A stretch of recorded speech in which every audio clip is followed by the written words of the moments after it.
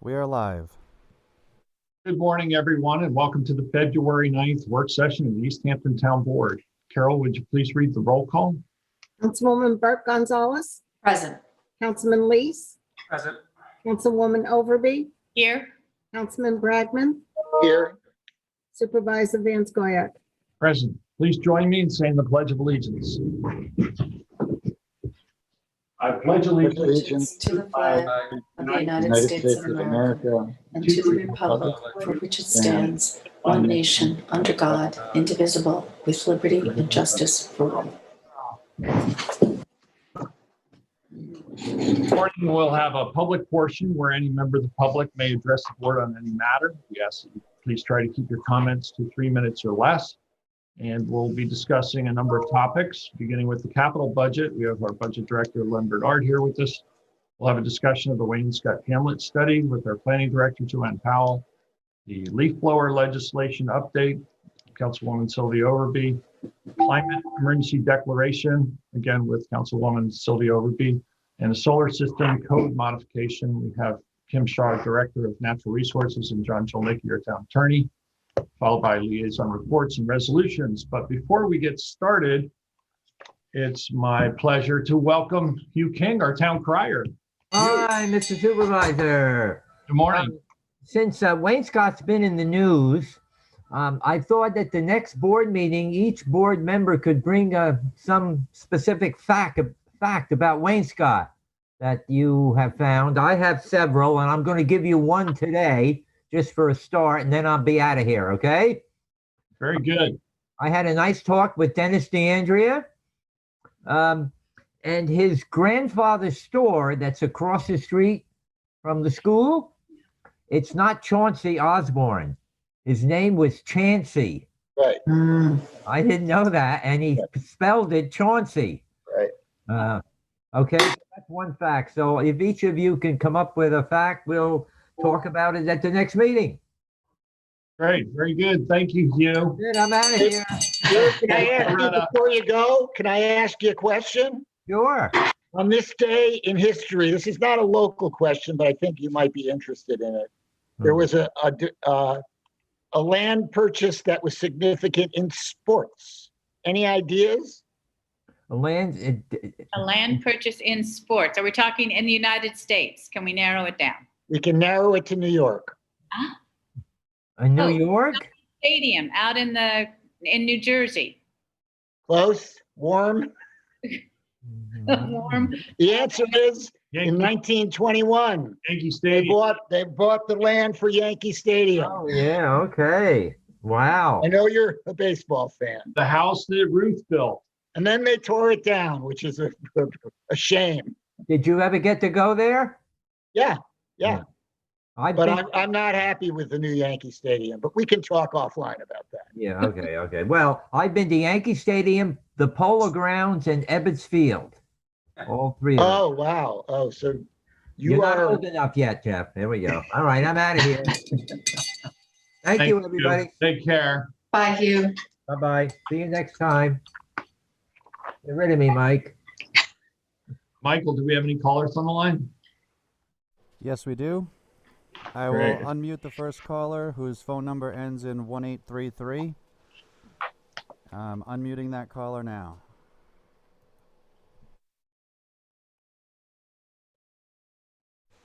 Hello, caller with the last four digits 1833. You're live with the town board. Hello, caller, are you there? Their mic is open, Mr. Supervisor, but hearing nothing, we can maybe mute them and hold on for another time. There's no other callers. Okay. Well, then let's get right to our agenda topics. We have discussion today of the 3-year capital plan, and we have our budget director, Len Bernard, here with us. Welcome, Len. Hello, how are you? You want to take us through? Yep. So everybody should have a copy of the plan in front of them. I had one posted to the town website, so it's been up there for about a week. The capital plan for 2021 consists of items requested by department heads and town board members at 10.269 million, I think it's a very reasonable plan, reasonable budget. It's about 1.9 million below the amount of principal debt that we will be retiring in 2021. The plan consists of 75 items. Now, besides the Montauk Playhouse and the Senior Center, which are two major projects that haven't started, the big items in the 2021 plan are the Westlake Comfort Station at $506,000 and the yearly drainage and road construction work that we do at $300,000 and $350,000 respectively. The plan also includes many other things like the purchase of new police vehicles, which is part of our police vehicle rotation policy, where we rotate 5 new vehicles in every year and rotate 5 out. Use those old 5 vehicles either for TCO vehicles or we auction them off, not right away. The ones that get auctioned off are the ones that have been used for TCOs and other things for the last several years. But we have a very good vehicle rotation policy in the police department. Now, our AAA credit rating makes the amortization or amortizing the cost of these items and projects practical and financially sound. Last year, we sold debt, we sold bonds for under 1%. So we actually are paying less than 1% on our 2020 bonds, which is a great figure. Pretty cheap money. Our notes sold for less than 0.5%. So that's why amortizing and capitalizing a lot of these items does make sense right now with our AAA rating. I think the policy that we follow, where we try to retire more debt than we issue in a given year, has helped us to stabilize our debt service and our indebtedness. And I think you can see that there's a chart at the end of this plan that shows you what the projections are for indebtedness, and you can see it's going down. And when you consider the fact that back in 2009, our town indebtedness was $146 million, we've certainly come a long way, because we're now we're going to be south of 100 million at the end of this year and next year. So, certainly it's been a 10-year haul, but we're going in the right direction, and we continue to go in the right direction. Now, since I distributed the plan to everybody a couple of weeks ago, there have been a couple of additional items that I added that are, and these items are in the new draft that I sent you guys on Friday. One's $200,000 for second house reconstruction, which we're in the process of doing. That's a number I got from the supervisor and Councilman Lease. $10,000 for ADA game tables from Councilman Lease. $20,000 for Fort Hill Cemetery improvements. Where the Fort Hill Cemetery Board of Directors, John McDonald, they want to open up a new section of Fort Hill Cemetery. So they need money for surveying and water. They need to extend the water and move some of the water pipes. And the estimate on that is $20,000. Just this week, the rec center roof looks like it needs to be replaced. I plugged in $200,000 for that. We're still waiting for an estimate. We do have over $90,000 in the capital reserve for the rec center that we could actually use to offset some of that cost, if it is $200,000 or whatever it is for that matter. So that's another item that's been added. And then that was Councilwoman Gonzalez asked for that. And the last one also, Councilwoman Gonzalez, $150,000 for Maidstone Park playground equipment for 2022. That'll be 1 year off.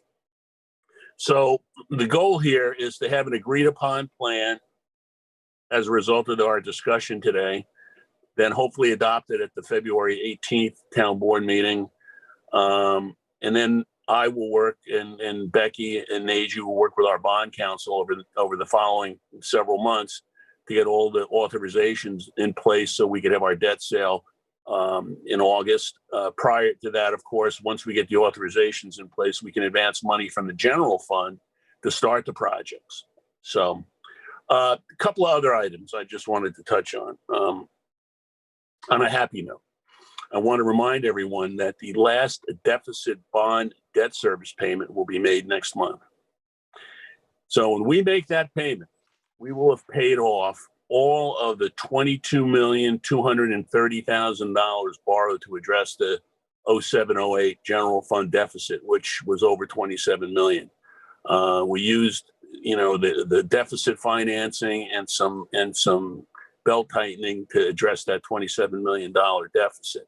And we've as of March 15th, we will have paid everything back. And we now have at the end of 2019, and I don't expect it to change much as a result of 2020 operations, $29 million surplus in the general A and B funds, and $45 million surplus across our 6 major funds. So not only have we eliminated the huge deficit in the general fund, we've turned it around and now have almost the same number, only on the positive side. So, it's the 15th of March will be a significant day. So now, one other thing, and this is on a mixed note, and I thought that since I have the town board here and at one time, and I can tell you this, I don't know, it makes me a little sad, but I want to say that this will probably be the last time I present a budget to the town board, capital budget, operation budget, because I've decided to retire on July 3rd, which is a decision that I've already transmitted to the supervisor. And it's been a pretty good run since 2010. I think the town is in a really good place financially. But that financial place needs to be protected and needs to be, carefully monitored as we all move forward. And I'm confident this board, along with a great finance staff, and truly, the people in the finance division are just wonderful. They're professional, they're dedicated, and I'm proud. I'm really proud of them, and I know they'll continue to do a really great job. Now, you all, this board in particular, has been really good to me, good to the town, especially in the face of COVID and the pandemic. And I want to say something sincerely, and I hope people out there are listening, because I really hope that the public appreciates this board's performance over the last 11 months, right up until today as the town. And I know Peter's on Friday going to a meeting to discuss, the opening a vaccination center here in town.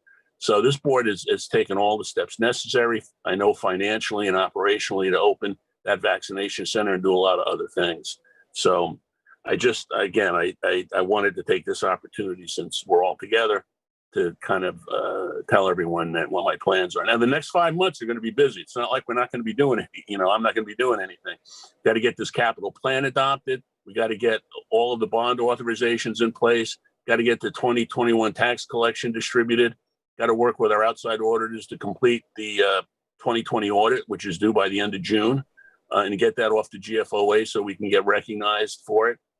Be working with Becky and Nagy to prep for the 2022 budget formulation process and that debt sale in August. Going to assist with the labor contracts. And then I need to make sure that we finish up all our statutory reporting requirements related to deficit financing. And I'm working with the state controller's office, Ira McCracken, there in Hauppauge, to do that.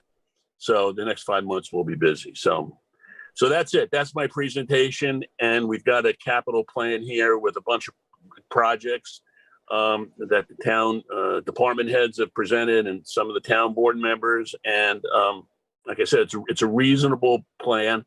And again, it's less than what we're going to be retiring in principal in August. So it keeps us on that downward arc of town indebtedness. So that's it. That's my presentation. Any questions, comments for Len on the capital budget? I just have one on the capital budget. I know, as I mentioned in the past, and Len, I apologize for not getting this to you, as the town moves forward for discussion of going to electric power leak blowers, I know there's going to be needs for us to transfer over to that in our buildings and grounds department. And that cost, I believe, is somewhere close to $66,000. Okay. We put that into the capital budget, or wait until we get to the public hearing? I mean, what do you think the timing is on that, in terms of what you're gonna, what you're gonna need, what you're gonna need, and how much it's gonna cost? I mean, I have a suggestion to make, and it's along those same lines. In reviewing the capital budget, There are a number of items here that are, whether it's fleet vehicle replacements or HVA system upgrades. I really think it's time that we should start considering in our capital budget lines for energy sustainability and environmental sustainability for those to be considered. Now, those kind of items fall into the different categories, whether it's buildings and grounds or highway or whatever it is, but perhaps we should do a consideration for those types of projects, whether it be converting existing street lighting to LED street lighting. All of these things are gonna pay benefits both economically, reducing the budgetary impact over time due to lower electric costs and the environmental impacts as well. So, David's talking about going to electric, equipment, whatnot. I know that we've been talking about really having a more comprehensive plan to address lighting throughout the community, particularly municipal lighting. So I think maybe it's time to consider having a line to fund those types of projects in the capital budget. Well, so what we could do maybe then is, and again, we could add just a general, like you said, maybe a general line with one number that can at least be used to plug into this plan so that we know that we're going to be spending that money. We may not know exactly each project. The specifics of each project could be addressed when we do the authorization to spend the money. So say, for instance, create a line with 300,000 in it. Could do an authorization for 50 or 66 to do the blowers, okay? So you have an authorization and it comes from that line, okay? I think that that works. I mean, the whole idea behind the capital budget, and we also call it a plan, is to just have a roadmap, so, as to what we need and what we're going to spend and what we need to spend to maintain our infrastructure and maintain our equipment and things like that. So if you all, again, I want to get this adopted on the 18th, but between now and the 18th, if somebody can, give me a number, if maybe you could have Severo. Yeah, so I'll work on that. I apologize for not having it today. I've been really focused on trying to get the vaccination site together. So we'll plug in a line number 76, item 76, and we'll call it, energy sustainability, and we'll put in a number there. And, that'll, again, even if we put 300,000 in, that's still 10.5. We're still retiring almost 12.2. So we're still well below our goal of retiring more than we create. And I also wanted to just touch on a couple other projects. And, I know they were on past year's budgets. And one of them was the Alewife Brook boat ramp. I don't know where that is. I didn't recall. I did not get any kind of request for that. If there would be carryovers from, we've had them in past capital year budgets, and I think that one's passed us all the way by, because I think it was in a couple of years. So you want to put that in? Well, I'm just trying to figure out what happened to some of these. Also the Springs Library. Now I know we had. We borrowed. We borrowed for the roof, but there's going to be more to be done there, more renovation that needs to be done. We need ADA compliance. We need to make we need to redo the bathrooms in that building to make them ADA compliant. Well, that would be. We have ADA money bonded that we could probably use for that too. Correct. There is ADA money left from ADA townwide improvements. Yeah. Okay, as long as there's enough to cover those access issues, and there's general repairs that also need to be made. And I just right, because I know we authorized 200,000 for Springs Library, which that we've actually advanced. I believe the money's been advanced. That money will actually be borrowed in August, because we didn't borrow it last August because we weren't sure where we were at, but we did authorize the spending of it. So the money's been advanced as we. So the roof was, we were ready to do the roof, I think back in November, December, and it became apparent the chimney needs major work now. And there's some other, maintenance issues. So I just want to make sure that we're putting enough money in to cover Springs Library. Well, if Severo could give me just a number on if you give me two numbers, I'll need two numbers. One would be stuff related to ADA. We'll make sure that we have enough ADA money left to do that, and then money to do these other things, and that would need to be put into the plan. Understood. And then one more quick one is the Marine Museum. We currently have, I guess, the engineering firm of McLean is looking at that structure, and I believe that we'll end up with some construction renovation costs. But there's money that we borrowed for that also. So again, if there's a number, we can look and see what we've already have in the capital line for that, and then if they need additional money. And again, Severo should know what that is because we'll get those numbers together. I'll get those circulated to you and the rest of the board. Okay. I want to make sure that we're not missing out. Right. On so we'll define what will be necessary. So energy sustainability line, Springs Library, Marine Museum, Springs Library. We'll look at ADA and we'll look at other, and then decide what we need to plug in. Okay. I have two things. One is in last year's, in the 2020 capital plan, we had $100,000 in for digitization for 2020, 2021, and 2022. And I don't see digitization in this current capital plan. And I would imagine there's still departments we need to do. Yeah, that one I was waiting to see if we needed to update. I mean, those were kind of placeholders. But again, that's something that Joanne was working on. So if she wants to, I hadn't heard back. And like I said, those were kind of placeholders because we didn't know where we were going to go with that and what was next. And I believe she's been working with the group, with the company. So yeah, Joanne, I know you probably I know you're on this meeting. So if you could let me know if you need anything added for digitization, I can plug that in. And then the other thing was when in last year's budget, we had a section for new initiatives. And part of that was town hall reconfiguration for $400,000. We were going that money's sitting there. So we've already bonded. That money's already been authorized.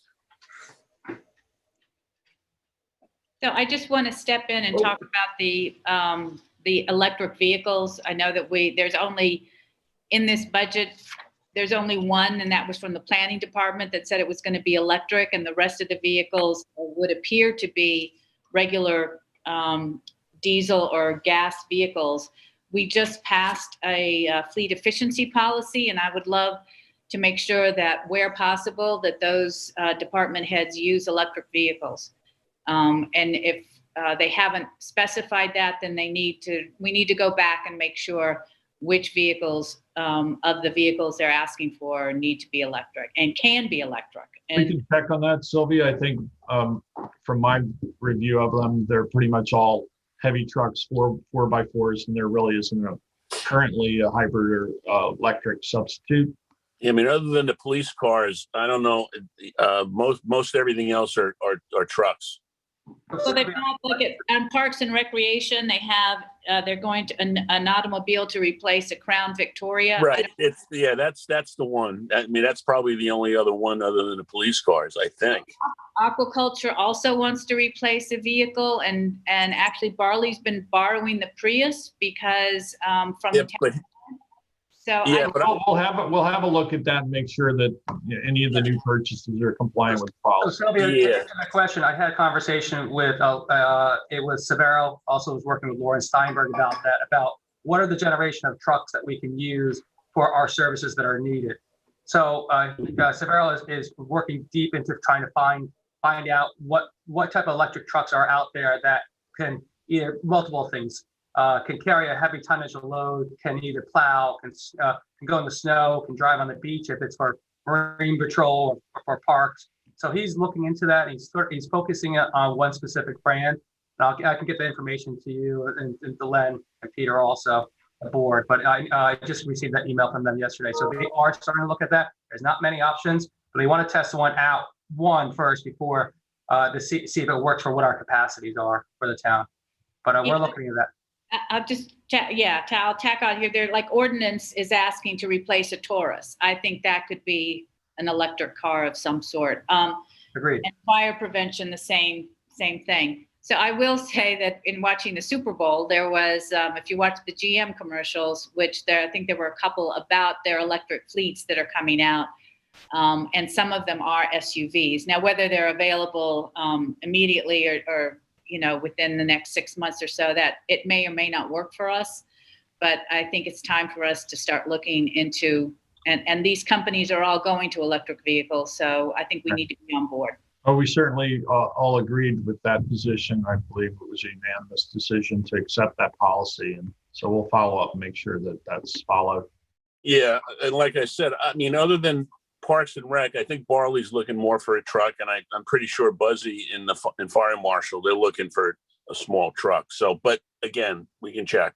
Okay. The only problem initially with some of these small trucks is where we might be budgeting 35,000 for a typical, let's say it's F-150 or 250.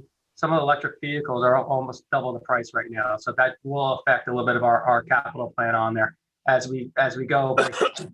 Once we see the capacity, and then also the manufacturers increase the production of these trucks, those prices are going to decrease tremendously. And I agree. Yeah.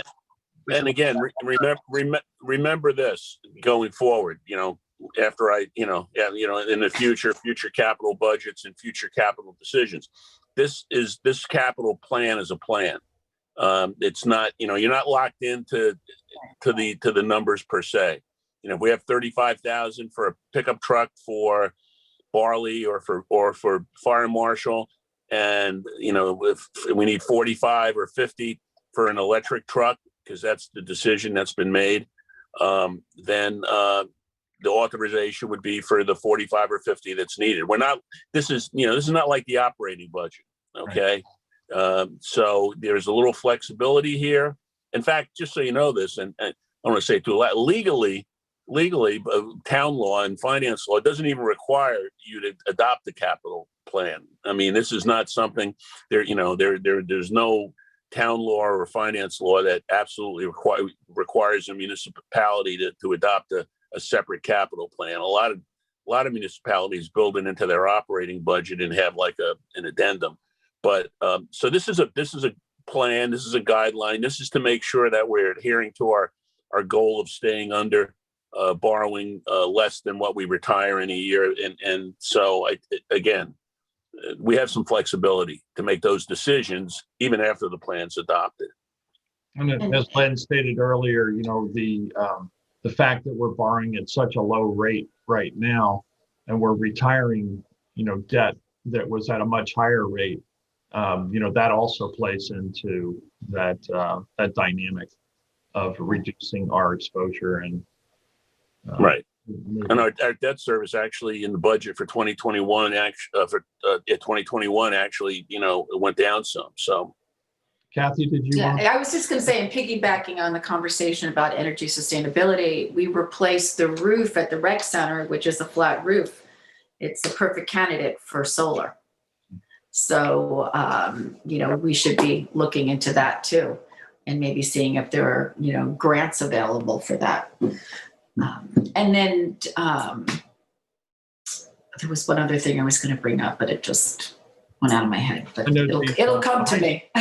Yeah, the high school, East Hampton High School, is in the process of putting solar on top of their roof, and kudos to the school board and the superintendent over there to be moving forward.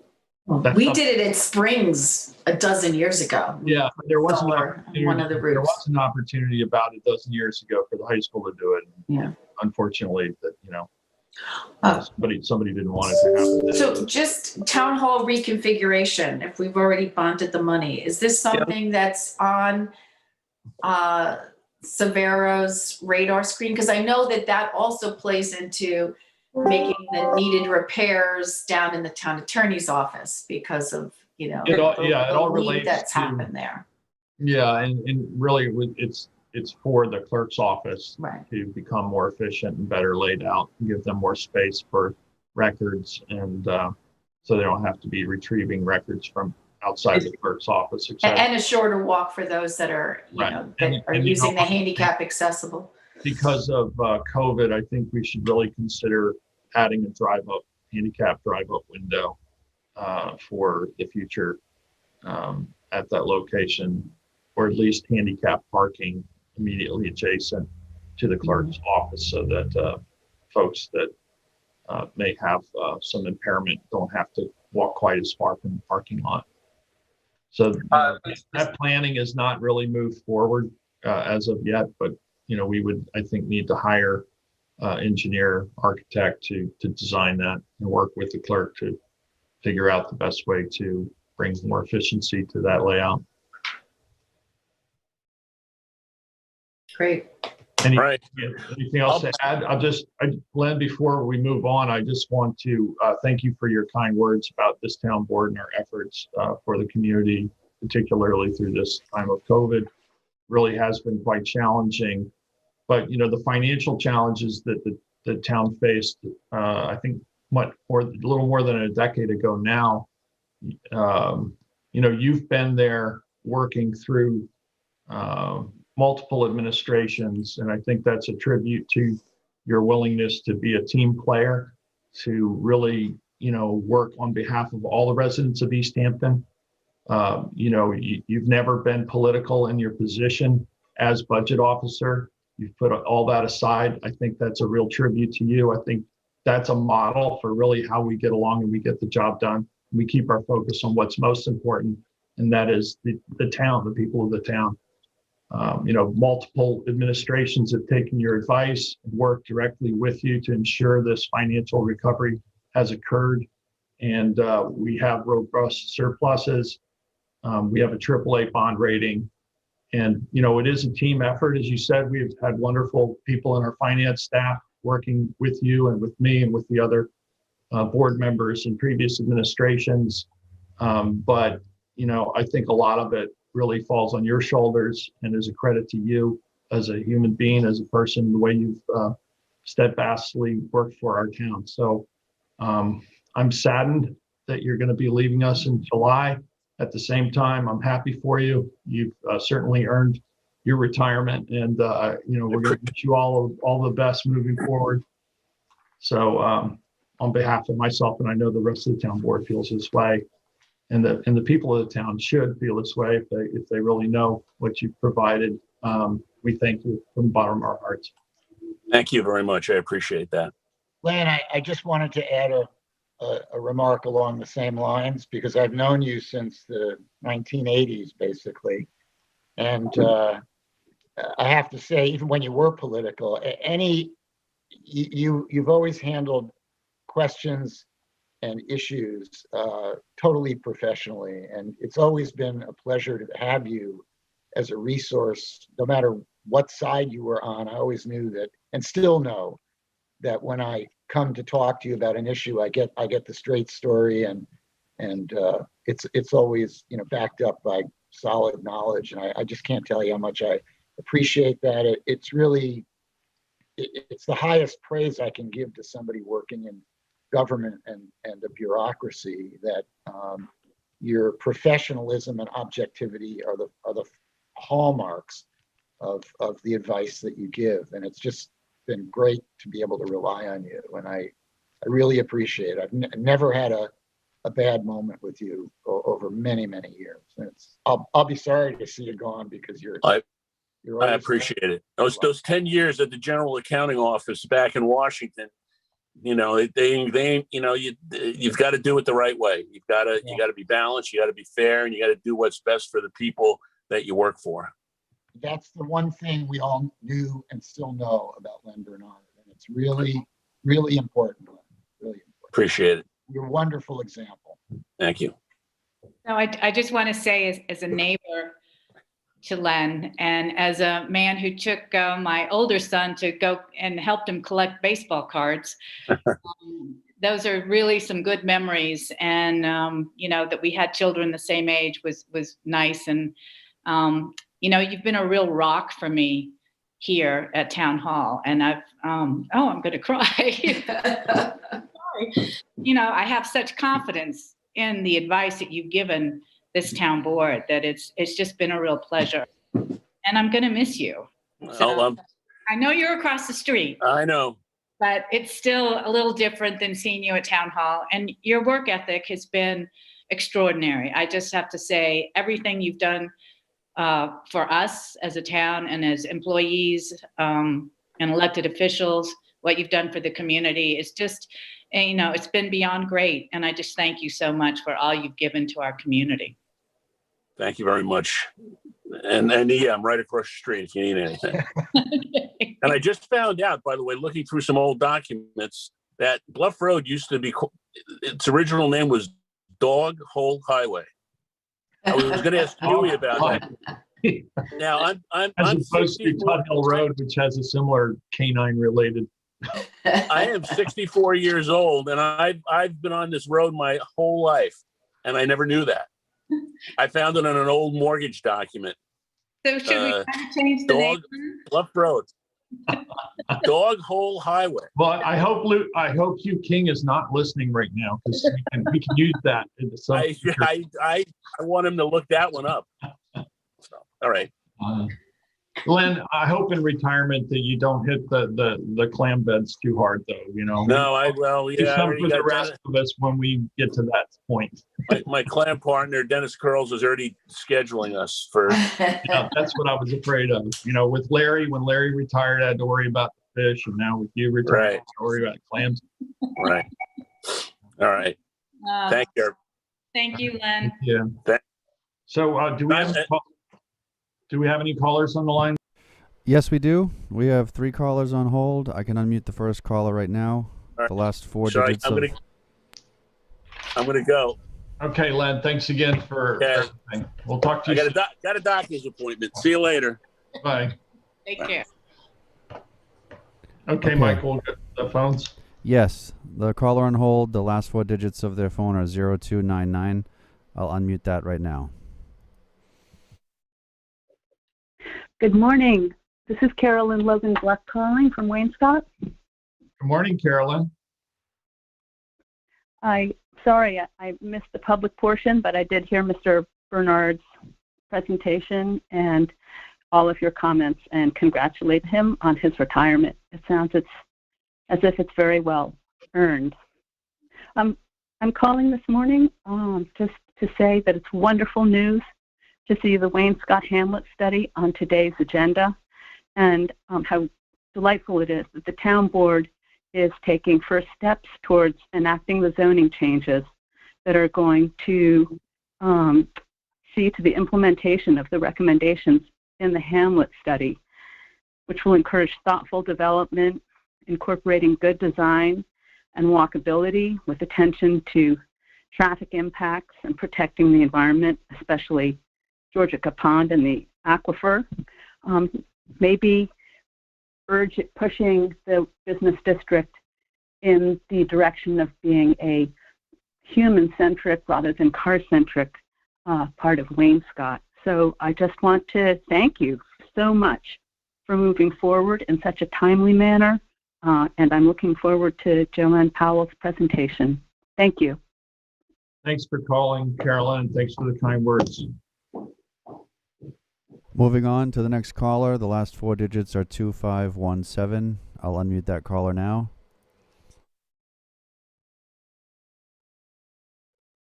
Hello, caller with the last 4 digits 2517. Are you there? Yes, hi. Good morning. You're Morning. live. Good morning. My name is Paul Munoz I live in Springs, Vice Chair of the Energy Sustainability Committee. Just wanted to thank you guys for all the hard work you do. And I know you guys have the gas leaf blower on the agenda today, so I just wanted to say a few words on that if I could. I just wanted to note that a great many of the callers recently into the town board have been in support of the mandate, and these would be greatly disappointed if this is delayed any longer.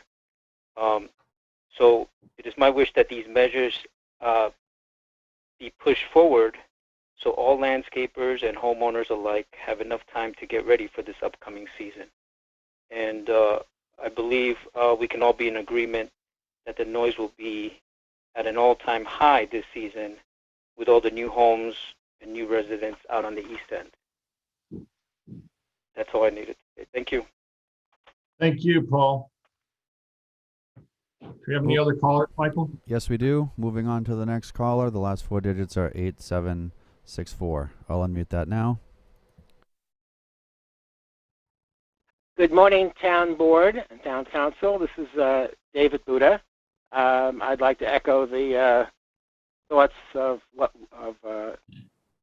Len Bernard enjoying his well-deserved retirement. I know he has 6 more months or 5 more months of hard work ahead of him, but he can start to plan his clamming day excursions now as well.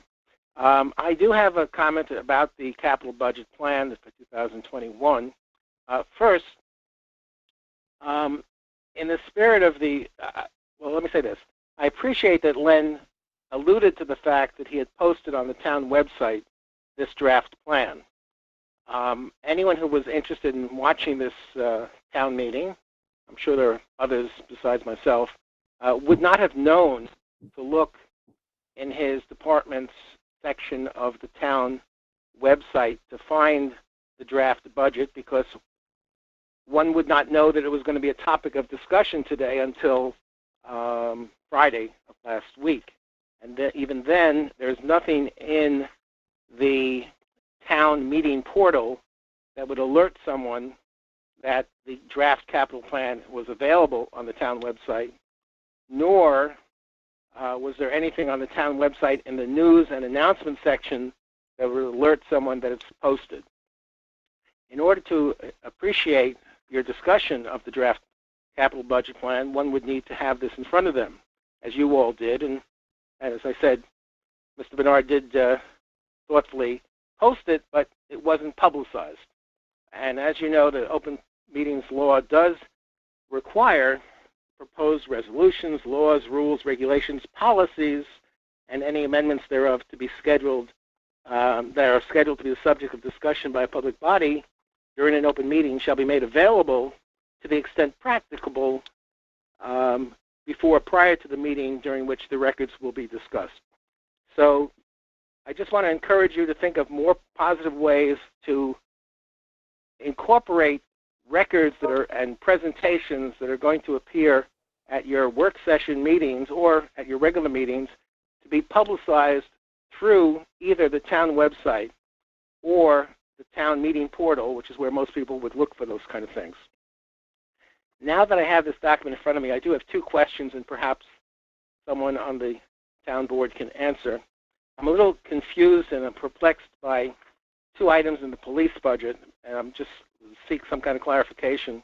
It indicates that the police are looking for 4 fixed, non-movable license plate readers, and for the life of me, I can't figure out how the police would use non-movable license plate readers.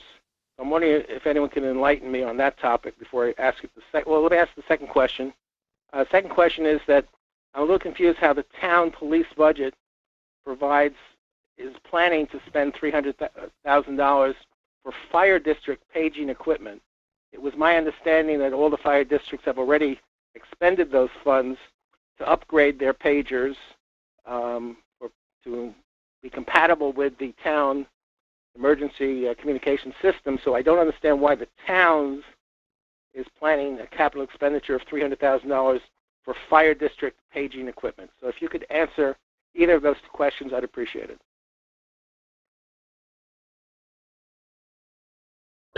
David, I'm glad that you have the document for the discussion here today. Again, if you can tell me where you're talking about the $300,000. It's over 3 years. Line 18. Over 3 years. Okay. All right. In the police section. Yeah. So I believe that I believe that relates to putting out the pages to fire districts. We certainly can get clarity on that for you. Again, this is simply a plan. It's a wish list, a request list. It doesn't encumber any funds It's just to give the town board an idea as to what our total borrowing might be in any given year, and so that we can plan to, again, address what the total indebtedness is, which is, again, dropping by 1.9 on this plan so far. We've had some discussion today about other potential budgetary capital expenses going forward. Peter, you're muted. I lost you. No, I ended up being On the muted. My apologies. So as I was saying, I'm glad that you actually have the plan in front of you, David, for the discussion. So perhaps we could make it more readily available, but apparently you were able to find it. My understanding, and we can confirm this with the chief, but my understanding is the paging equipment is so that there can be contact between PD and the fire districts, part of our emergency communications plan. And your other question was about, I'm sorry. License plate readers. The License plate readers. The fixed non-movable ones. Fixed non-movable. They're fixed to cars. The license plate readers that we currently have right now, they're out of date based on the technology that they were originally bought from. So I believe they're the four that are going to be fixed to 4 separate units, not movable from car to car. They're going to be fixed to the specific units that will be coming into the fleet or that are in the fleet. That's my understanding. Yeah, thank you, David. And so non-movable refers to not being able to be moved from car to car, as opposed to being stationed in a stationary position and recording cars that drive by. I believe that's exactly correct. And if I find different, I'll email you. Thank you. And again, this was just a draft discussion. We've already had some additional requests to be added. We'll be reviewing this again. I'm glad that you were able to find the documents on the website. So you have any Just other let me comments? reiterate, I was only alerted to the opportunity to look for them on the website because Mr. Bernard said that they've been posted there for a few weeks. Otherwise, one would need to go check every day, every department to see what documents might have been updated. The fact that this was being discussed at today's meeting was nowhere highlighted either in the news and announcements section of the town website or in the town meeting portal, where it certainly should have been included as an attachment. That's my suggestion. Yeah. And David, you make a very valid point. I don't know if it could be attached to townclerk.com, but we should have a landing page on the town website where, it lists each work session and all of the documents that town board members are provided that will be discussed at the work session. It makes perfect sense. And I'm happy to look into that. That would be exceptional, and that would be truly in compliance with the intent and requirements of the open meetings law. Thank you. Thank you, David. Do we have any other callers on the line, Michael? Yes, we do. I'll move on to the next caller. The last four digits are 7518. I'll unmute that now. Hi, this is Scott Bludorn from East Hampton, calling in for a number of comments, including my support for adding a budget line for the Energy and Sustainability Committee, of which I'm a part of. I think that's a really good, bold move and furthers our agenda for furthering our transition to renewable energy and reducing our carbon footprint as a town. So I'd like to applaud the town board for that.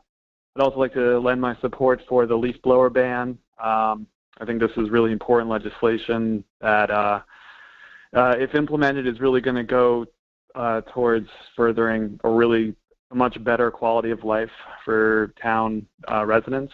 So I'd really like to support that. So yeah, thank you and keep up the great work. I'd also like to also lend my support for the emergency declaration of a climate emergency, which I believe is a very important step that any town or municipality can make towards recognizing our global problem and what we can do on a local level. So thank you, and I'm applauding all of your hard work and attention to all of these matters. Thank you. Thank you, Scott. We have another caller. The last 4 digits are 3099. I'll unmute that now. Hello all, this is Bonnie Brady calling. Good morning. Morning, Bonnie. I'm calling, first of all, I wanted to say that Mr. Gouda must have read my mind because some of the other documents that were to be discussed in today's meeting were nowhere to be found unless there's another web page that I'm unaware of when it refers to the town board meetings and the media and the packet and what I would have thought that would have included. So if you all could do that in the future, that would be extremely helpful to have at least a little prep to be able to speak to these meetings. I just wanted to perhaps alert you to the fact that while you did give approval for the South Fork Wind Farm for the transmission cable, nothing has been done for the fishing industry. Nothing has been done for the fishing industry from the very beginning. We still don't have any type of mitigation and or compensation package from the survey work, which has been taking place throughout, whether it's in town waters or state waters. And it would be extremely helpful if you all could possibly meet with some of us from the Fisheries Advisory Committee, since you obviously, I think, have input throughout the entire BOEM process, and that the residents of the town of East Hampton are some of the same people that, because of that extension cord coming in, if it doesn't stay buried, fishing grounds will be taken from them as far as an access, and it could be actually serious danger even. And without a true fair compensation package like they do for their own fishermen in their own country, in the case of Ørsted in Denmark as part of Danish fisheries law, you all will be unfortunately watching local town of East Hampton fishermen left out to dry. Thank you very much. Thank you for calling, Bonnie. We certainly look forward to further engagement with our local fishing community about their concerns. I just want to add a note on that. Just last week, late last week, I read an article in the Providence Journal about the negotiations that are going on at home between Ørsted and the fishing community, and it sadly announced that they were at a complete impasse and very wide apart and weren't exactly sure how they could resolve the differences about these issues that Bonnie's mentioning. It just popped up on my feed, and so it is a concern. Actually, Jeff, specifically, the Rhode Island Coastal Resource Management Council included language when they created their ocean SAMP, which I believe I sent around a couple of years ago, that specifically says that they must mitigate, the developer must mitigate and compensate. They must hire an attorney and they must compensate, because without the Fisheries Advisory Committee having that mitigation and compensation, the Rhode Island Coastal Resource Management Council will not give agreement of federal consistency to that process.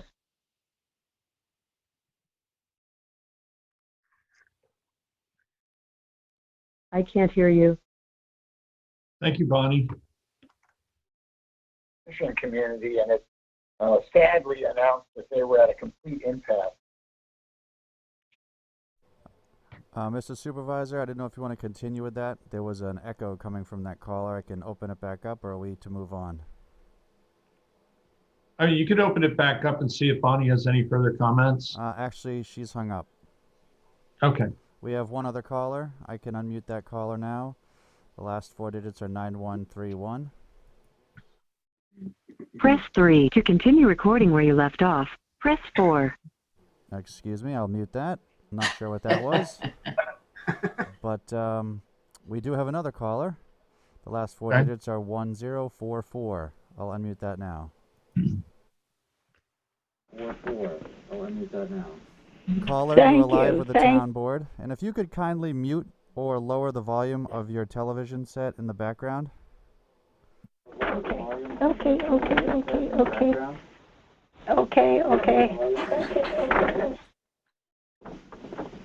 Is that better? It's Linda James. Good morning. I want to thank you each of. Can you hear me? Yes, we can. Good morning. Hello. Good morning, everyone. I want to thank each of you, watching you and appreciating your commitment to public service. This is such a significant role for our young people today, and you should be very proud of yourself. I have a comment to make on the climate emergency declaration. I want you to know that I strongly support the passage of this declaration. There is no scientific dispute warming of the global climate has accelerated, with consequences already affecting millions in many areas of the world. No one will be ultimately safe from the consequences of a runaway global warming and the real and present mass extinction threat it presents. There is no scientific dispute on the climate change role of burning fossil fuels.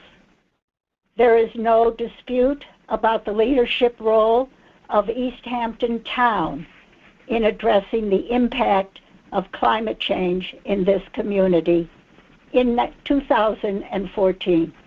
Leadership role, public service at its best. East Hampton Town was the first in New York State to set a 100% renewable energy goal. Now, the town board again has the opportunity to demonstrate its climate change leadership by declaring a climate emergency declaration, and I strongly support the passage of this declaration. Good luck to us all, and thank you very much. Thank you, Linda. Be well. Be well, stay safe, and stay well. Thank you. Moving on, Mr. Supervisor, the previous caller we had lost, Bonnie Brady, is back. I can bring that back in. The last four digits are 3099. Hi, I'm sorry I jumped off the call. There's a bit of a delay. I'm on the phone, but I'm watching you on my computer.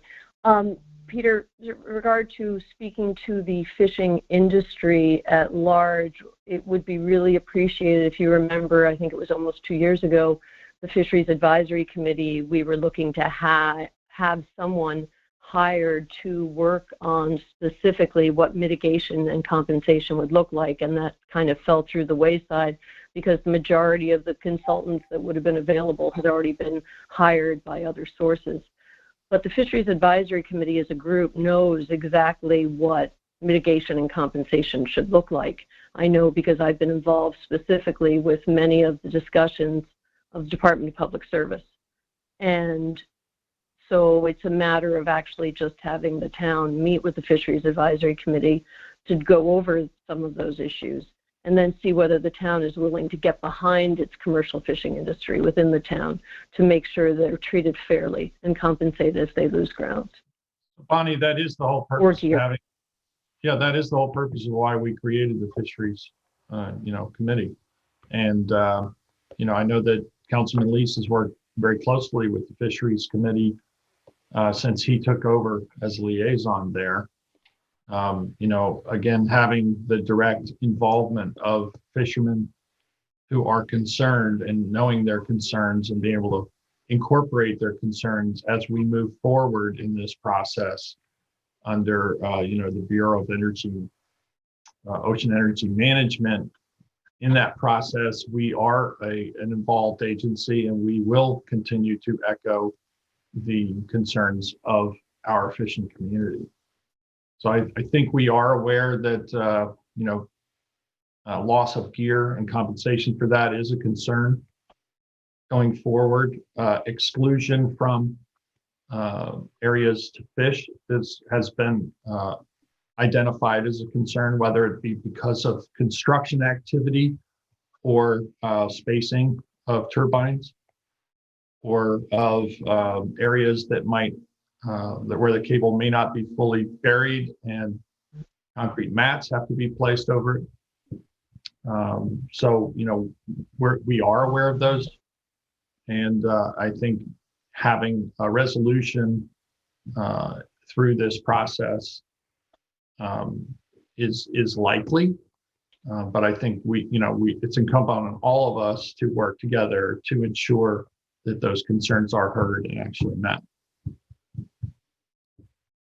What I think would possibly be a good suggestion, Peter, is if David were able to get together with the members of the offshore wind subcommittee and come up with specifically what those mitigation and compensation issues should be, because there's a myriad of them. It's not just gear lost.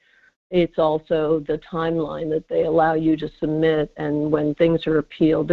I won't take up a zillion amount of time with you now, but we do know what the issues are, and to have the town support its fishermen in support of that exact plan, as the Coastal Resource Management Council is doing for the Fisheries Advisory Board of their entity, because of the consistency process, it would go a long way to possibly getting something done. Because as it stands now, with the exception of lost gear that must be repeatedly proven, and then also possibly for during construction, but we're not sure what any of that is to look like, it would be great to hammer out some specific goals and guidelines and work from there. Thank you.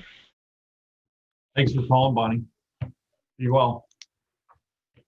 Michael, do we have any other callers on the line? Yes, we do. The next caller's last 4 digits are 1833. I'll unmute that now. Hello, can you hear me? Yes, good Hello? afternoon. Oh, good, great. This is like the 4th time I've tried calling in.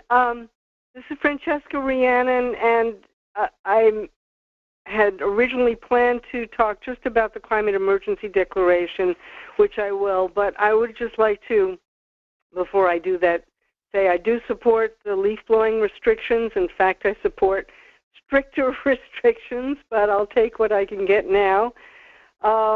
And also support, as a member of the Energy Sustainability Advisory Committee, really support a line item in the budget for that committee.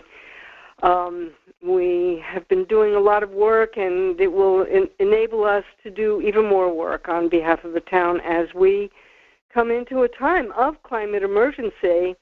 It's been a couple of years that I've wanted us to take this up, and I'm so pleased and thankful to the town board today for considering a declaration of a climate emergency, something whose time has come. Climate emergencies declarations now number over 1,874 jurisdictions and with local governments covering 820 million citizens worldwide. And these are counting just jurisdictions that have passed binding motions declaring a climate emergency. I mean, the UK passed a non-binding motion, but binding is where the rubber meets the road. And, you know, our president, our new president, Joe Biden, has declared that climate is an emergency, and I'm really hoping that he will declare a climate emergency for the United States so that he may have the powers to do what's necessary to address the scale of this emergency.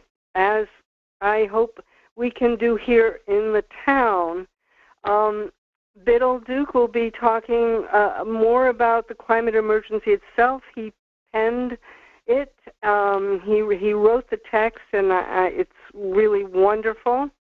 And I just want to encourage the point of view, the part of it that's about coordination of efforts in the town across all planning departments, to work together to see to pass all decisions through a climate lens. I was very encouraged earlier today that Sylvia Overby who is our liaison from the Energy Sustainability Committee to the town board, bring up the issue of electric vehicles. That is a perfect example of looking through the climate lens when decisions are being made. So kudos to Sylvia for that.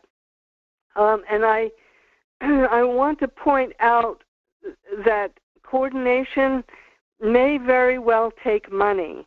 And so I want to just introduce, and plus other aspects of developing a climate emergency plan, updating our climate action plan, which is part of it, bringing more resources to lower income neighborhoods here to be able to transition to renewable energy when it comes to heating and powering the homes. And so I would hope and urge, on the one hand, that community benefits from the development of the South Fork Wind Farm, a certain portion of them be, the planning goes into how to implement our climate action plan and how to make sure the coordination happens between the different departments.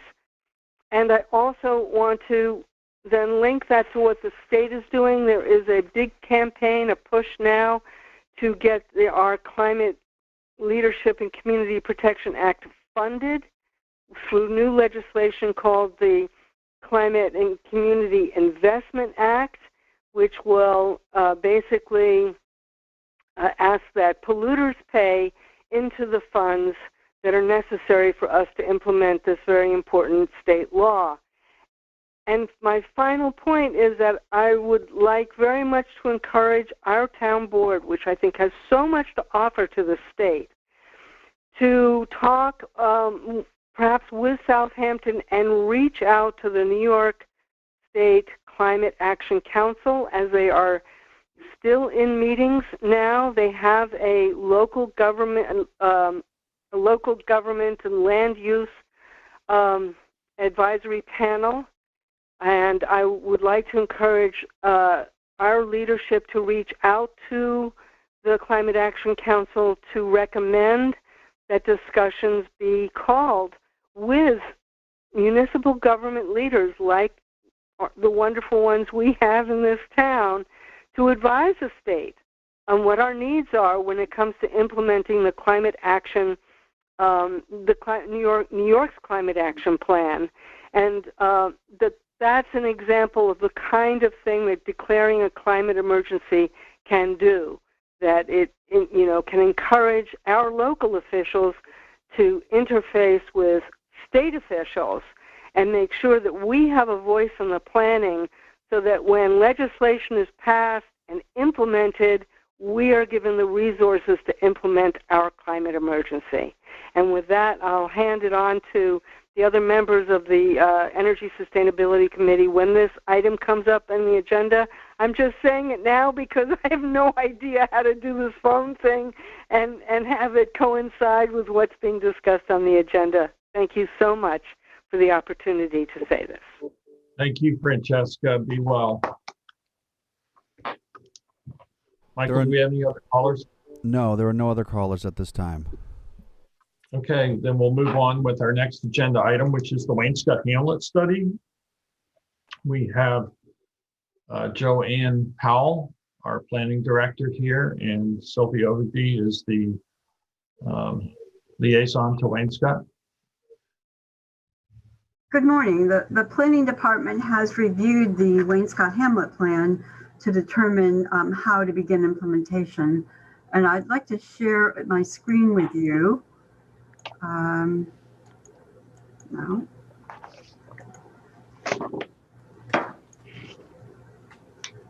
Okay.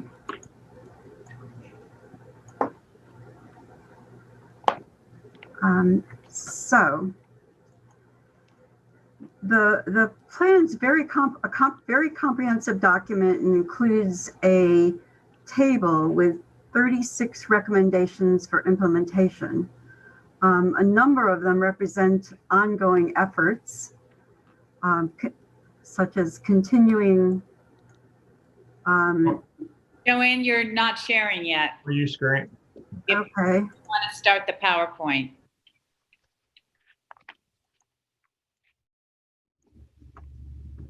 share screen. Okay, There we perfect. go. You see it now? Okay. So there's a number of ongoing recommendations. The first, to continue to restrict business zoning to the north side of the highway. Well, over the years, the town board has resisted a number of requests for to rezone the southerly side to commercial, and is expected to continue to do that. Another is with regard to water quality improvements for Georgia and Wainscott Pond watersheds. And the town board is involved in a number of initiatives with regard to that. To continue to preserve open space, farmland, and historic properties, the town has been continuing to acquire land in Wainscott. To protect and restore scenic views and historic resources, and to use sustainable standards for new and existing development. As was said previously, East Hampton has been certified as a climate smart community and is continuing to promote sustainability.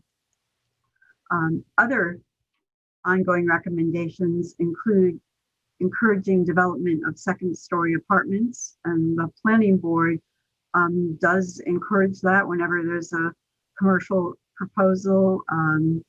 They encourage the creation of a second-story affordable housing unit, and support and fund the Peconic Bay Region Workforce Housing Opportunity Act. That's a 2015 act where there's an impact fee that's paid by for new residential construction over 3,000 square feet. So the town's continuing to participate in that. There are some or several recommendations that the town has already accomplished. These are recommendations in the plan. One is to adopt the Wainscott Hamlet Plan itself, and that was done in 2020. To amend the CPF plan to include potential Gateway Park property. And the town not only amended the plan, but they have purchased the property and adopted a master plan for it. Also to amend the CPF plan to include the restaurant property on the south side of the highway. And Joanne, you need to move the what you're sharing, because we're still at number 2. So if you could go to slide 3, which you've already talked about.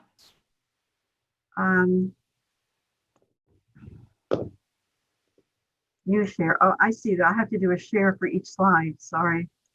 Okay. So new share. So now you're on slide 4. Okay, so these are accomplishments that have already recommendations in the plan that have already been accomplished. Okay, now. Okay, so there are a number of transportation recommendations in the plan, but a lot of them have to do with coordination with the New York State DOT, including reducing the speed on Montauk Highway, replacing the existing traffic light with a roundabout, constructing a roundabout at the eastern end, and extending Bathgate Road, installing a raised median, creating continuous sidewalks along Montauk Highway, evaluating on-street parking, evaluating locations for bus stops, creating off-street bike path, reducing curb cuts by access management, and developing a system of interior walkways.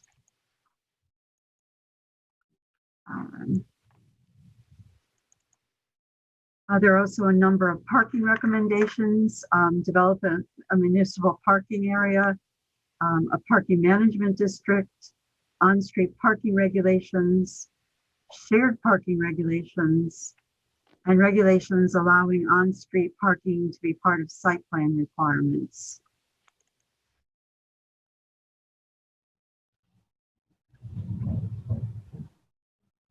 New share. Okay,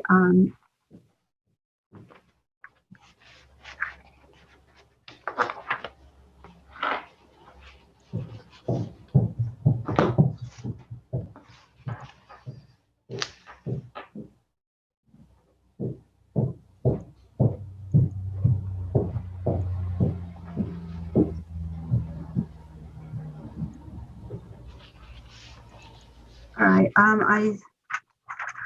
okay. So there's also a recommendation to share.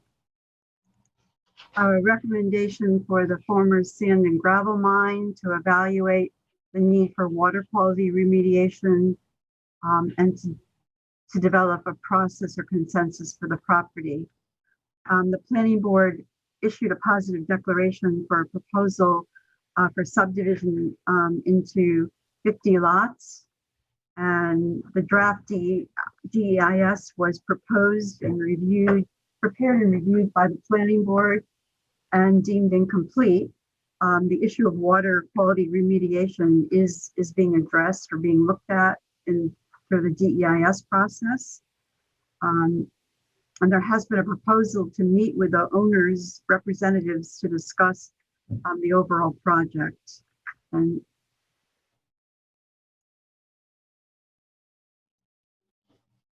okay.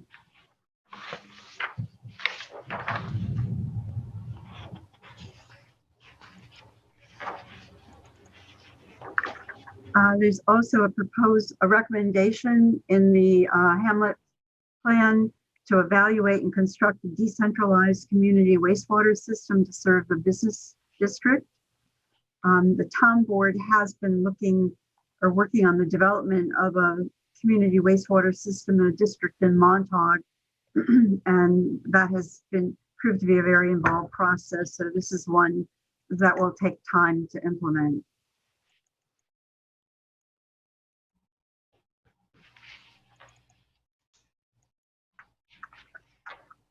I focused on these following recommendations as initiatives that the planning department can play a strong role in.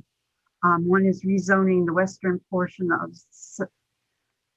the central business district to residents with an LBO, creating a new home improvement zoning district, developing and adopting a Wayne-Scott Hamlet overlay district with standards, or alternatively, a form-based code, and developing a Wayne-Scott specific streetscape design plan.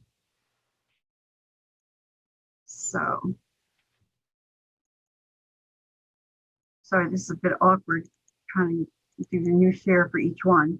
Okay, so this is a diagram or an illustration from the Hamlet plan, which shows the area outlined in red as being proposed to be rezoned from central business to B residence with an LBO. It involves 7 properties, and the planning department can prepare an analysis and recommendation on this for the town board's review, and you can schedule a public hearing on that.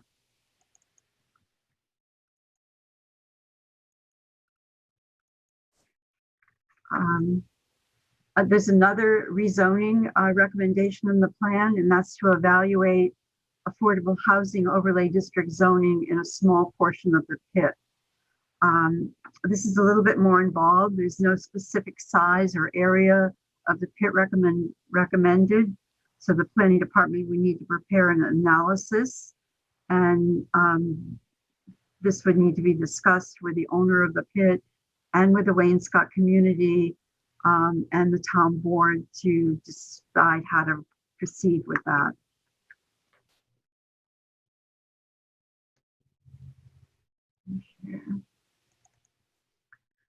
There's a recommendation to create a new home improvement zoning district. We would need to establish the boundaries of that zoning district. The plan notes that the proposed uses would be ones that don't rely on foot traffic, and the likely place for this would also be in the sand pit. There are a number of proposed uses, permitted and special permit uses laid out in the Hamlet plan, and it would result in creating some new use categories that would be broken out from the general retail category that we have now.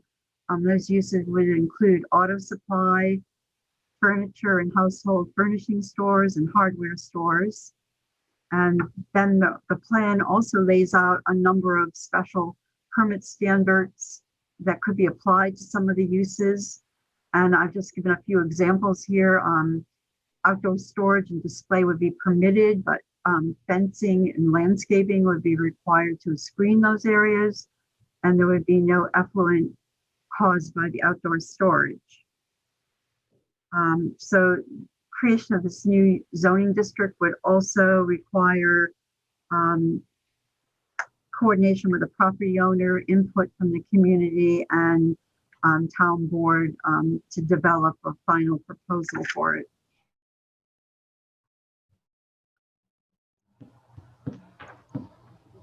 A larger initiative that's recommended in the plan is the creation, oh, you didn't get my,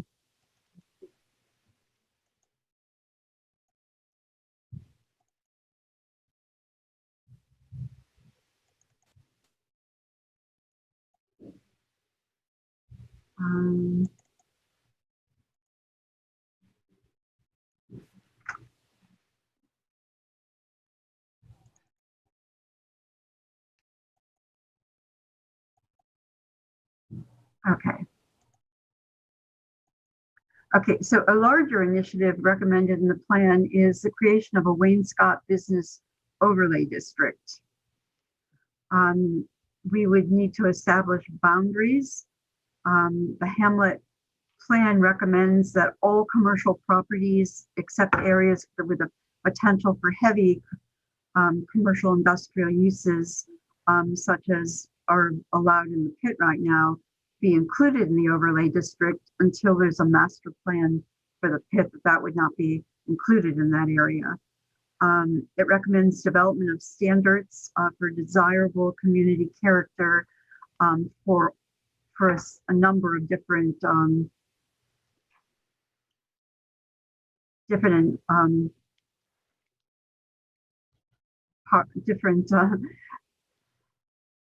different areas, including architectural design and siting of buildings, design of public spaces, landscape design, streetscape design, vehicular circulation and access management, parking lot design, environmental performance, sustainability, and design for resiliency.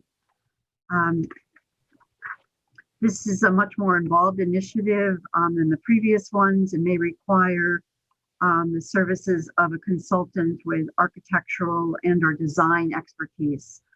For example, in determining a desirable architectural style or styles, we would want an inventory or examination of existing architectural elements for discussion and community input into determining what the desirable character would be.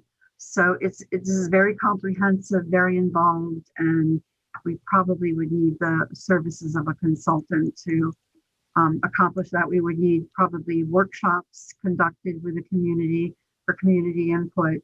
And so this is a much bigger initiative. We do have a lot of experience with overlay districts in the town. We have agricultural, water recharge, harbor protection, and flood hazard overlay districts, all designed to protect environmental resources. But we also have a limited business overlay district, which is designed to protect the appearance of commercial properties along Montauk Highway. And that has a number of different recommendations in it, but all construction should reflect a residential character.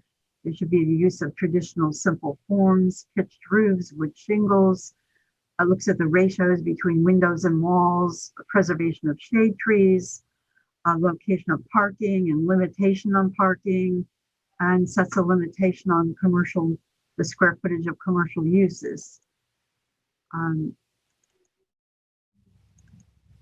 We also have the Montauk Central Business Plan, which goes back to, I believe, the early 80s, which has a traffic circulation and parking plan in it, with major emphasis on the streetscape design with regard to materials and colors.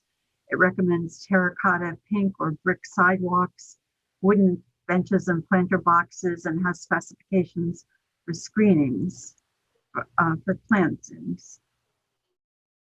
Um, This is one of the streetscape profiles that was located in the downtown Montauk plan. That would probably be similar to something that would be developed for a Wayne-Scott business overlay district.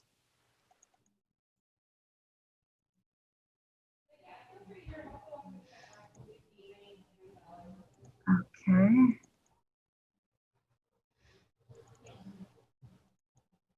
We also have historic district guidelines that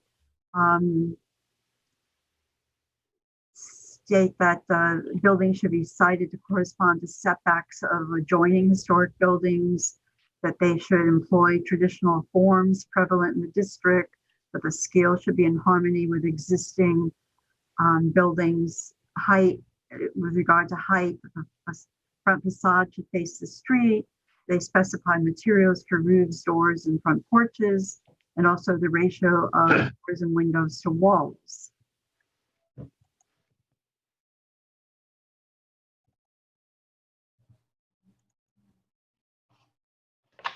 And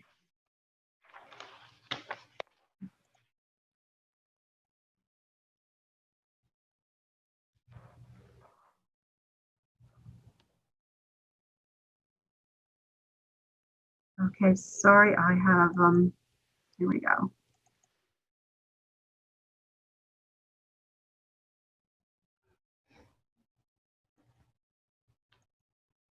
Okay, so the Hamlet plan says that as an alternative to creating an overlay district, the town should look at creating a form-based code. Well, form-based codes are described as a way of regulating land development to achieve a specific form. They use physical form rather than separation of uses as an organizing principle. They focus on streetscape and the public realm. They're highly illustrated with diagrams as opposed to a lot of text. They're very specific. For example, they might say that the windows of the building facade on the first floor must be equal 60% of the wall area, and on the second floor, 40%. And they not only provide minimum and maximum setback requirements, but they provide maximum setback requirements, which we don't currently have under zoning. They do create very predictable built results. A question has come up with whether a form-based code could be developed for only Wayne-Scott and not apply town-wide. Well, I've discovered that both Hampton Bays and then Sag Harbor, the Sag Harbor Waterfront Overlay District that's being under review right now, essentially is applying form-based, both of them are applying form-based codes to specific areas.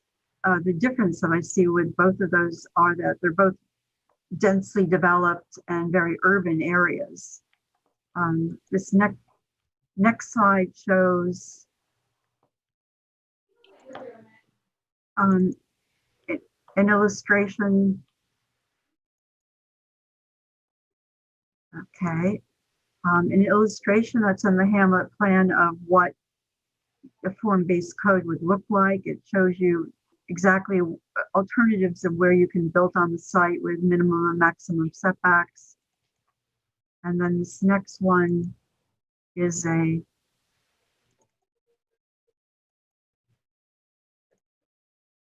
streetscape example that's given in the Hamlet plan, where you very much attention is paid to the public realm. So the town board is going to have to give direction of how they want to proceed. Now, I did note that form-based codes were included in some of the overlay districts that are being created in other places. So that might be a way to follow through with that. And lastly, the Hamlet plan recommends developing a zoning code amendments that allow for shared parking and shared driveways, access points for businesses.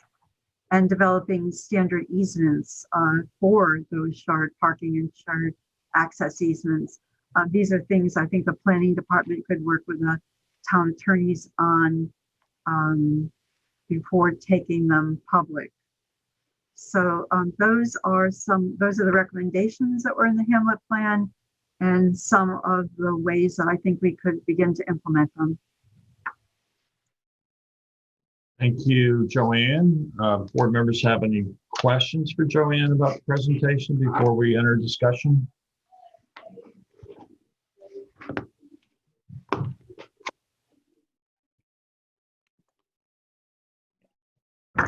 No questions for Joanne?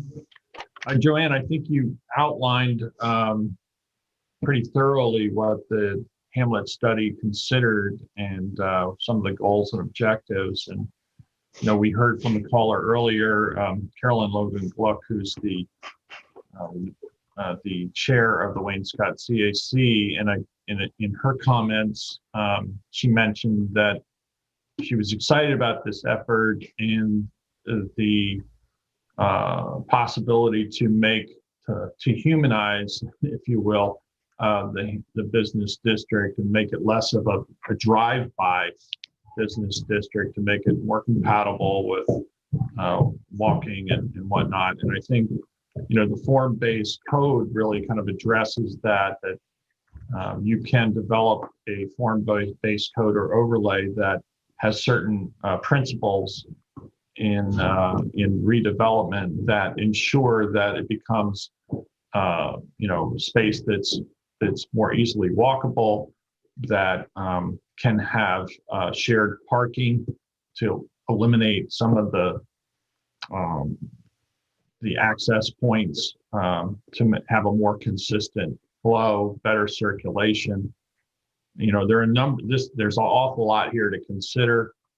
Some of the aspects of the Hamlet study will take quite a bit more work. For instance, trying to develop community wastewater management plan for the Hamlet.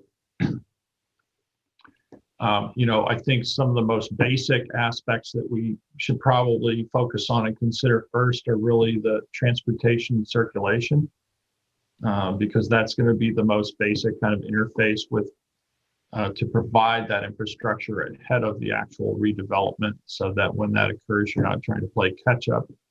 So maybe consider some of those aspects early on. One of I think the biggest advantages to having form-based or overlay that really lays out what the requirements specifications are is that if you can meet all of those standards, then presumably you have some greater certainty as to being permitted to go ahead and make those changes and invest and do that redevelopment. So it kind of incentivizes, because some of those basic questions are answered and spelled out, and becomes much more efficient to achieve those goals that are spelled out within the Hamlet study. So that's where I would just kick it off and make comments about, how redevelopment might happen, and where I think we should probably focus next. But certainly want to enter into that discussion with the town board, and especially the citizens of Wayne Scott and the businesses particularly, who are the stakeholders here.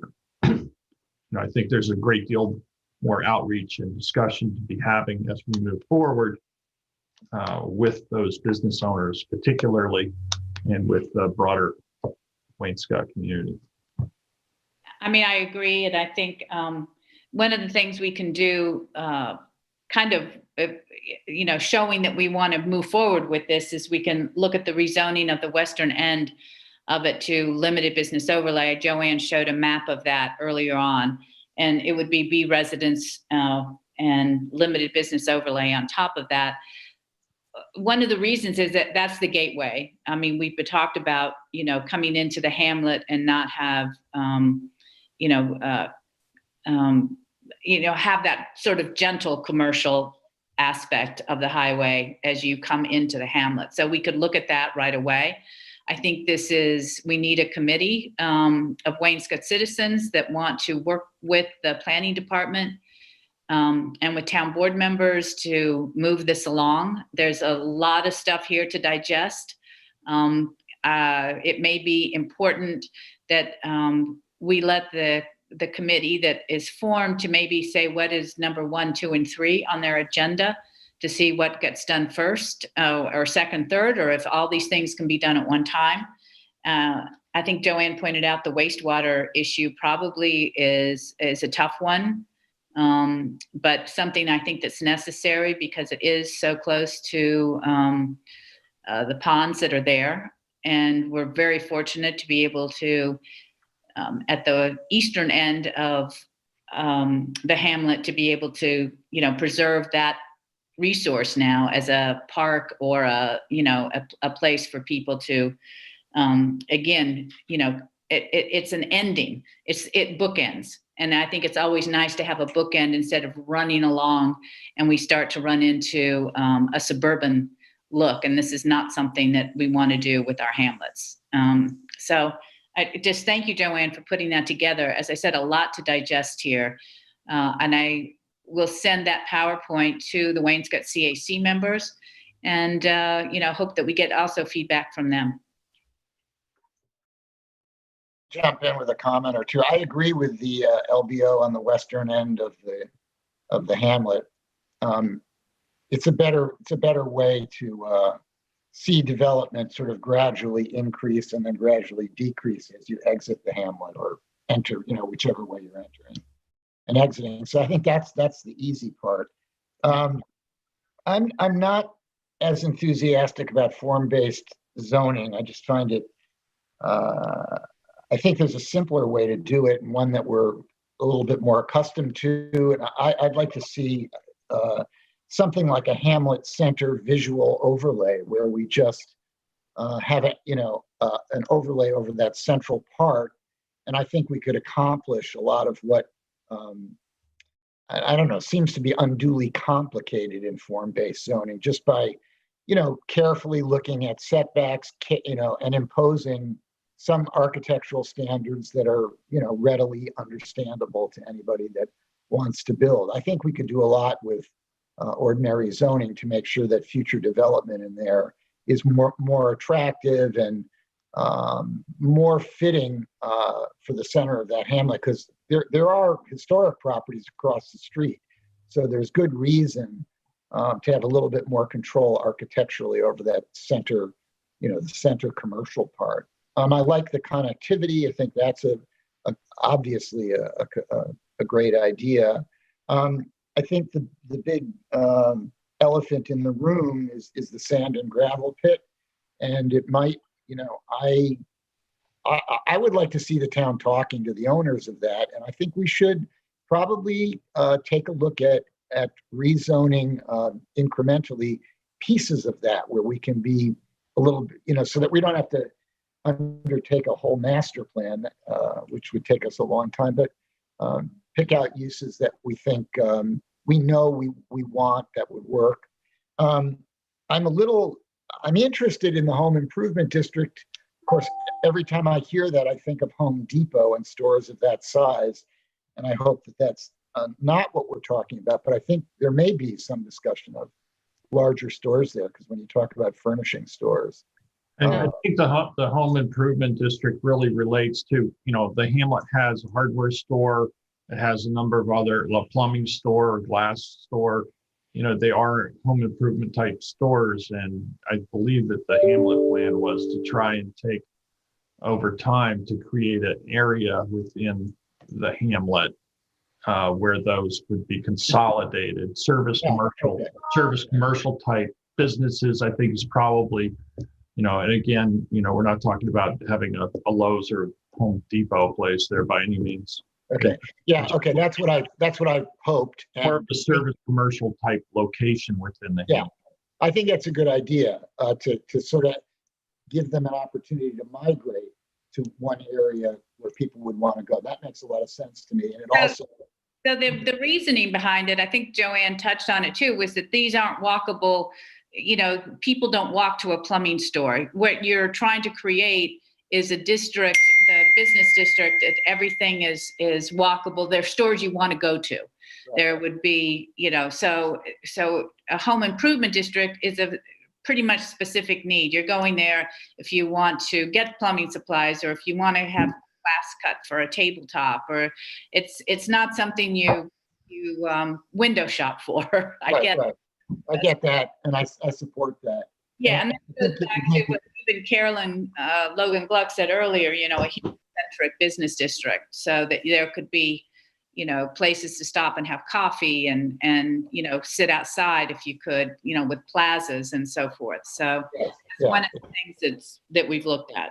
Yeah, and I think that is the goal for what I would call the center business, visual overlay, is to create a place like that where, people want to stop, they want to have coffee, they want to see green spaces and be able to walk from store to store. So I think that's a very good intention. And if we could come up with a couple of pieces of the sand and gravel property that we know makes sense, like the district, the improvement district that we were just talking about, I think that would be a good idea. It might also be an entree to talk to those owners about it. I don't think it would hurt to have some discussion with them, because it seems to me that they're going to be looking to the future themselves. And meanwhile, if we can carve out some use areas that we can be more confident that we need, that's a good way to start a dialogue. And this may be more beneficial to the owner of the pit also, because right now they're very limited in the types of uses that they can have there. So this gives them much more different opportunities.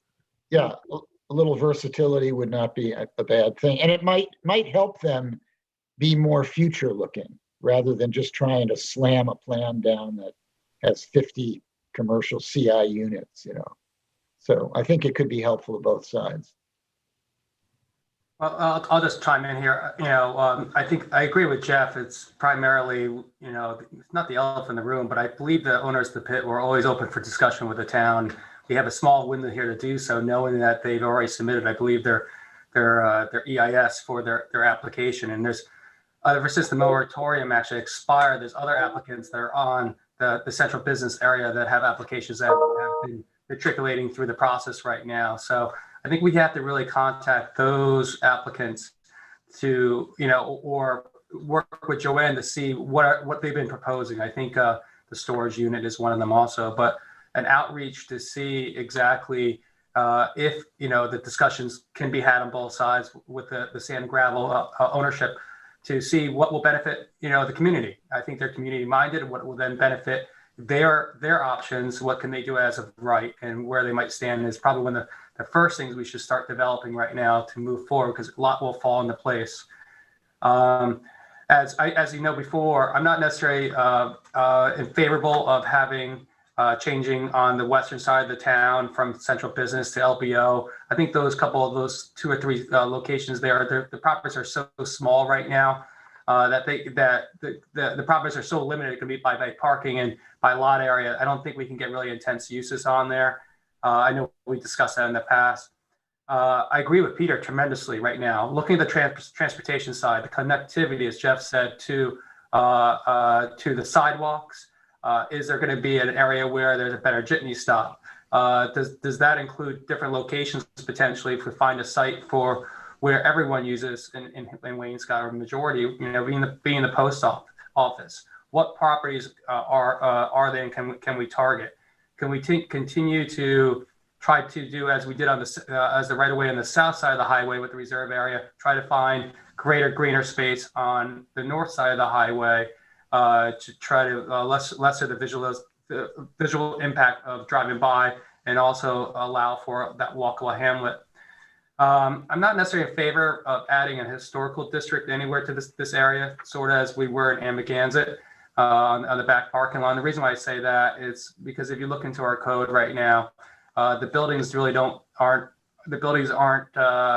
historic in any nature. I want to tread lightly on that as we designate just any building to be historic, because when we need to designate something historic, there's too much precedent being set. But I'd be looking forward to the next steps moving forward on that transportation, and also trying to make an outreach, to see, what's in the mindset of the ownership. Can we work together as one town to try to benefit their designs? Which, Joanne, I think you're correct. Options might benefit them, but to see what they might be willing to work with the town with to, assist in the whole community right now. I think that's one of the priorities we have to have. If I could just clarify, I wasn't proposing a historical district. I was really just giving examples of where the town has already imposed regulations on that control the design of a building, which is like in downtown Montauk. Okay, fair enough. I apologize. I heard you. I was not suggesting it for this area. More looking at the vernacular on it than to. I can understand what you're saying. Thank you. I guess what I wanted to add, I'm a little confused in one of the transportation recommendations where it says reduce speed on Montauk Highway. I went back in presentations that Lisa LaCorey had done, and I don't see that anywhere, but I don't recall that coming up. But that may because of long comments. Okay. Within the community there, the speed limit used to be 45 miles an hour, and it actually got reduced to 35. But I think they're still feeling that, it's a really heavily trafficked area, and that the speed, while it both needs to be slowed down and sped up depending on the time of day. Right. One of the problems there is that the light creates backup on the highway, sometimes at peak times, sometimes for a mile or more in each direction.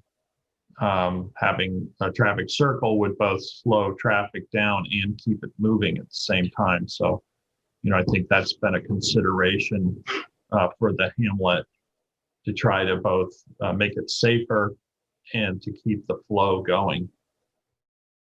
Right, which goes to the recommendations, that there's a recommendation for the roundabouts, and it's something that we should, and the continuity of the sidewalks there is something that we should pursue. And then I thought when we adopted the Hamlet plans that as a board, we were all, I thought, unanimous that we were not in favor of form-based codes, that we wanted to go with overlay districts moving forward. That's what I recall. So I think the form-based code versus overlay, it really depends on how specific your form-based code is. I think we all agreed that the form-based code shouldn't determine like architectural style, because otherwise you get some sort of Sturbridge Village, or whatever that motif is. It's everywhere, and it just looks like one big planned development. I think having a little bit more freedom architecturally is good, but you could keep the form based to require, for instance, street trees, that certain setbacks, certain green areas, walking paths, that could be part of a form-based code. You could achieve the same thing with an overlay with the same sort of designations. But again, I thought we all agreed that in terms of architectural motif or style, that shouldn't be part of a mandated form-based code. So I think one of the things that Joanne did go back and look at is that there was a concern that a form-based code would be throughout the town, not just centric to the area that it is. Even limited business overlay is for every limited business overlay throughout the town. So we wanted to make sure that that could happen in a form-based code if that's something we choose. And if it isn't, then we can do an overlay district that is just the Waynescott Business Overlay District, and it can have some of the areas that Joanne articulated, in the presentation. I know that a lot of communities are moving towards a form-based code, and so, for future look, we might want to consider a form-based code. But it isn't but I think the overlays, as she said, we've got an an agricultural overlay. We've got overlays throughout the town. This might be the simplest and easiest one for our code to, work with now. But again, we want every district, every hamlet wanted to have their own, look to it. It isn't all going to be the same. Right. So, and that's where the citizens come into play too, so that they can help form, the overlay, or if we decide that form-based code is a way that might have enough things in it that is desirable for us to start moving towards. I thought we landed on the overlay. That's my We did. That's how I recall it when we were adopting the Hamlet plans. I think as planners, though, the planners are looking at that form-based code is sort of the next thing in codes. So it still could be something, and it was, we left it in the Hamlet plan. It does make up a fairly major part of your adopted Hamlet plan. So I was just reviewing the Hamlet plan. Having a little trouble hearing you, Joanne. Oh no, I said it was a fairly large part of the adopted Hamlet plan. So I was just bringing it up for you to discuss and make sure I knew where you stood on that. So thank you for clarifying that. And we have a number of design standards without a form-based code. That I think I was sort of leaning towards that point, is that in the historical districts, in the downtown Montauk plan, in the LBO, they all have design standards. They aren't as strict as they are in a form-based code, but every one of them, we have adopted numerous other plans and overlays that have design standards in them. They're more general than the form-based code. So you could still have some direction without making it so specific that you're doing the windows are 60% of the front porch. Determining what color the buildings have to be painted, or what style of shingles, et cetera, et cetera. That's the downfall, as I see it, with form-based code. But having those design standards can be set within either a form-based code or overlay. So I mean, it's 6 of one, half dozen another. So I would like, as far as I'm concerned, I mean, you designed the form-based code to meet whatever your objectives are. I think the objective remains the same, that we want to try to create a more walkable hamlet that has more green space, that doesn't look like a strip mall when you're driving down the highway, and encourages people to spend time there, to shop, to go to restaurants and whatnot, and still achieve sort of a more rural and open space character, having shared parking rather than everybody have their own entrance and their own parking lot, to have just a better flow and circulation through the hamlet. Yeah, so I like the overlay districts. I think that's easier. That's what makes it so special. Waynescott's different than Springs, Montauk's different than Amagansett. I would look to that, but I think one of the things that we should also start initializing, because I think form-based code, we're going to disagree before we agree initially on what's going to be right. But the shared parking aspect of it right now, trying to find out the templates that we've had from other municipalities' code, if we could start moving forward on that as these applications are going to continue to come in, that there can be used all across East Hampton. So I think that's one of the options. I know Peter was talking about transportation. It comes into transportation a little bit, but the shared parking, and how would we be able to define that? Is that going to work here? That's something that I think we should put the high priority on. So we have a pretty 30,000 foot overview. We have quite a bit of information here and things to be thinking about, and objectives to reach. And I think coming forward with an outline and prioritizing, which areas we, try to move forward on first, and implementing the Hamlet study is going to be helpful. And I think, again, that'll be an ongoing discussion with the Waynescott community and the Waynescott businesses to prioritize those moves. we're 2 hours into our work session. We still have 3 more topics to discuss. So unless there's anyone who wants to say anything else, we'll take this matter up again in the not so distant future. Thank you, Joanne. And we'll move on now to the leaf blower legislation. Excuse me, Mr. Supervisor, we do have a caller if you want to take between topics. You have one caller. Let's go ahead and hear from the caller. Okay, I'm unmuting now. The caller's last 4 digits are 9034. Hello. Good afternoon. Good afternoon. Good afternoon. Hi, this is Sarah Davison. Hi, Sarah. Hi, Sarah. Hi, Friends of Georgia Capon Foundation. Thank you, everyone, for the great discussion on the Hamlet plan. And good afternoon. We have a little bit. There's an echo. Yes, excuse me, if you could kindly remove or lower the audio in your space at your home or office, the feed, just minimize that. Hello? This is Sarah Hi, Davison Sarah. from Friends of Georgia Capon Foundation.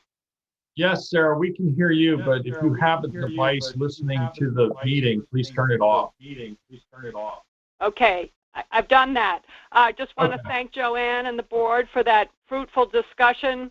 Obviously, prioritization is needed here, and I'd like to direct the board to thinking about the eastern end of the Hamlet study, and specifically the pit. I want to, all of the visions for more parking, housing, light industry, home improvement districts depend on what happens at the pit.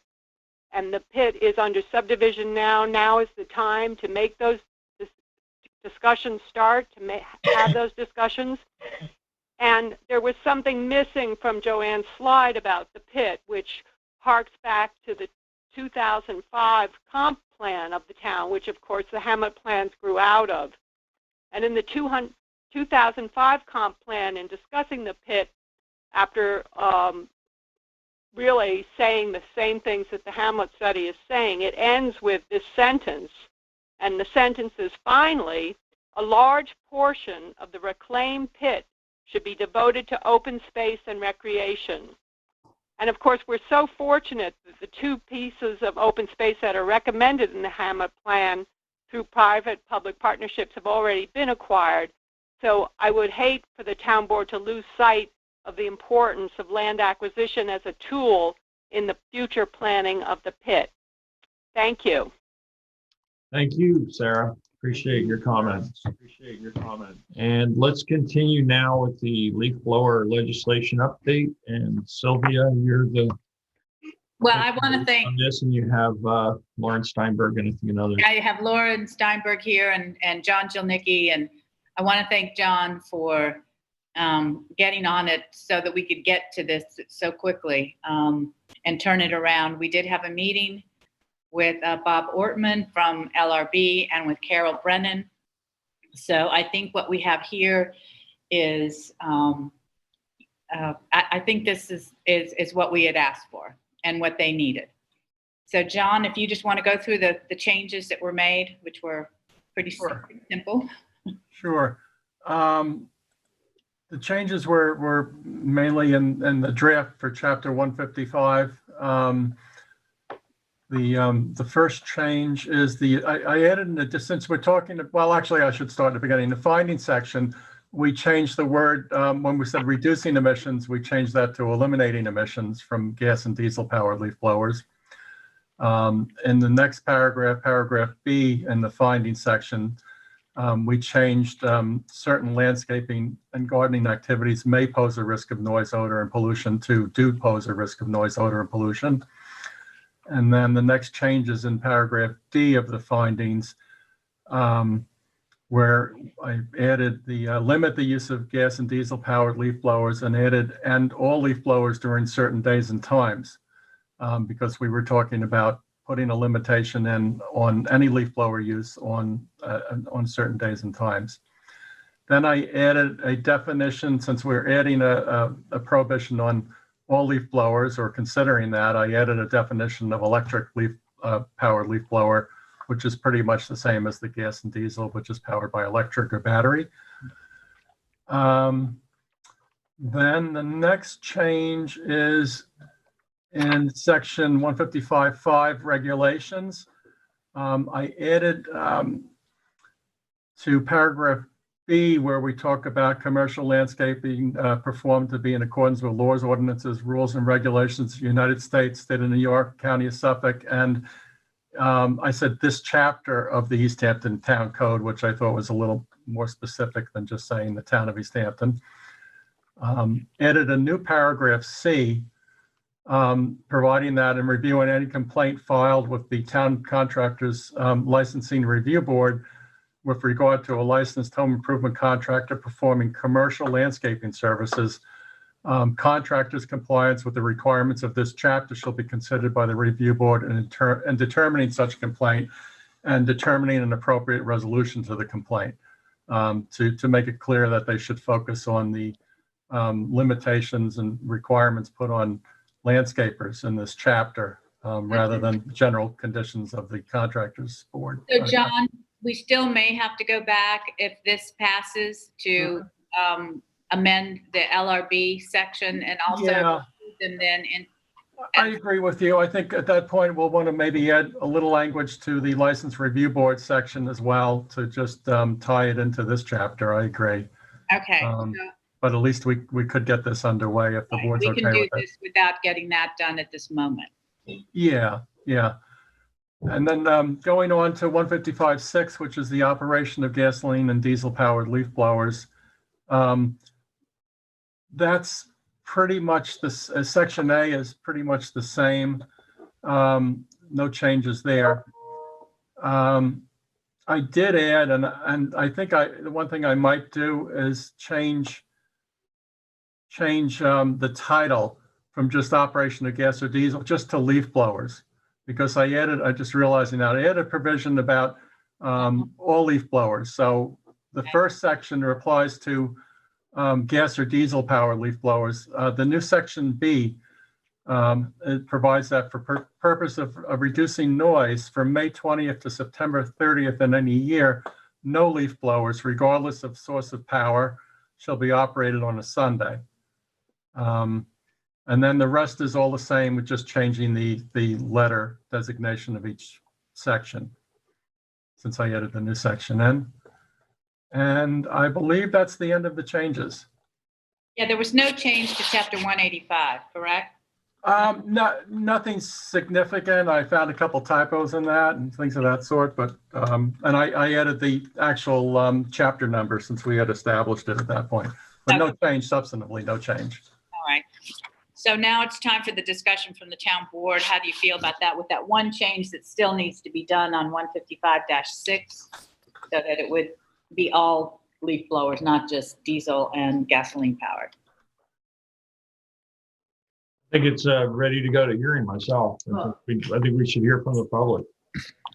Just so, you know, I don't know if other people have heard from community members, but I've gotten a lot of pushback on the prohibition on Sundays, and that it felt that it was pitting those who, you know, pay for services, right? They have a landscaper that comes and does their yard, versus those who do their own landscaping.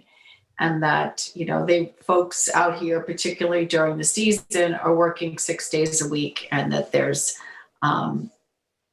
their folks are unhappy that we are considering a prohibition. And because they're working and they're not comfortable with this format, they're not, you know, we're not hearing from them. We're only hearing from the folks that are looking for the prohibition on Sundays. So I have, you know, put the word out that they should send us emails if they're working and they're not comfortable making phone calls into town board meetings, so that they can express their views on the subject. But I think that there's a whole constituency out there, which is what, you know, I know David has, you know, stuck to his guns on. And I had, when this first came up, you know, said that, you know, working families, you know, sometimes Sunday is the only day people have to do, household chores. So I'm just concerned that we're not hearing from all segments of the community.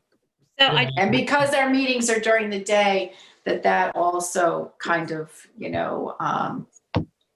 So I just want to point out that that this is very specific to no leaf blowers on Sunday between May 20th and September 30th. So this is during the summer season when leaf blowing shouldn't actually be the main thing that people do. I mean, you blow your leaves in the fall and you blow them at cleanup in the spring before, the season starts. But, I think when some of these, we're told to leave the grass clippings. We're told, and yet, if you watch some of these professional lawn maintenance guys, they blow off the grass clippings because they have blowers at that point in time. And so, this is just during the summer. This is not during, the times when you really need leaf blowers for a different kind of process. Yeah, I've also heard from plenty of working people who said they'd like to be able to sit outside on their one day off and not listen to leaf blowers all day. So, I know there's different positions in the community. I'm sure we'll hear from a lot of different points of view on this. And I think that's what we should be doing, is listening to the community at this point. We do work somewhat in a vacuum. When we try to draft any legislation, we try to reach out to our committees, CACs and whatnot, to garner, public opinion on what we're doing. Even, CACs are somewhat select group and don't represent the entirety of the town. So, this is the process, and those who wish to express can send us emails. They can, it doesn't have to be calling in at a particular meeting. Obviously, we would like to hear from them prior to the public hearing, or during the public hearing, or during the period after the public hearing that it's still open.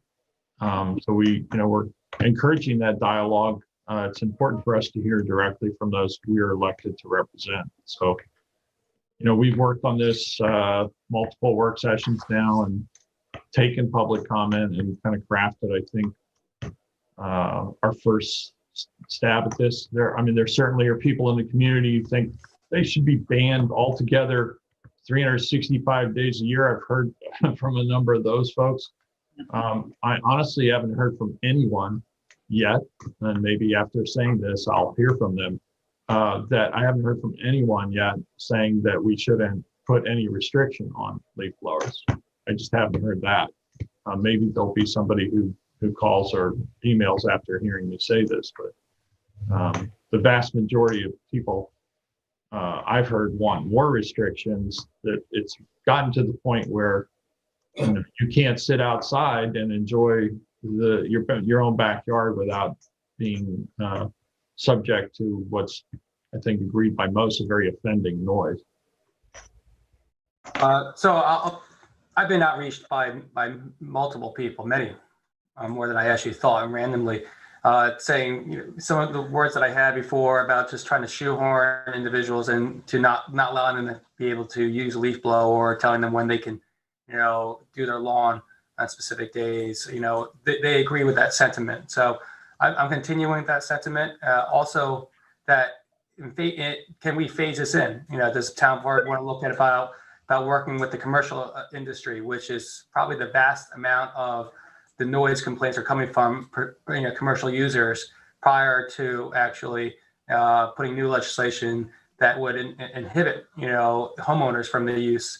That's something I want the board to continue to see, look forward at, even if we do take this to public hearing. But I'm still very comfortable with what was initially put forward, without adding a ban on Sunday specifically for the homeowners. I can understand we're talking about the commercial, but for the homeowners right now, I would prefer to see that in another phase to this. It's always easier to add on more than to repeal something. Thank you, David. Anyone else? I like the ban on Sunday. I think we all could use a little peace and quiet. All All right, well, at this point, unless there are any suggested changes that we haven't already discussed, does the board feel that we're ready to move forward for a public hearing on the proposed planned legislation? Can I just ask how we're going to do outreach to folks to let them know that we're hearing this a second time? That was, I think, one of the recommendations of the LRB was to do outreach so folks knew that we were having this public hearing. Well, I mean, it'd be very similar to any other public hearing we have, Kathy. I think, we can certainly put out on, hopefully the press will pick this up. We can put out on our social media platforms and the website that the legislation is being scheduled for a public hearing and when it is and how to participate, what the email addresses are. It's. Is there legislation out? Can we have the document out? I think we should do that. Absolutely. Yeah, I think we should have that. Oh, yeah, the document. Go ahead and. We'll make sure there's a link to the document, on social media. We'll have to obviously set a date for the public hearing. As soon as we have a date set, then we can let folks know.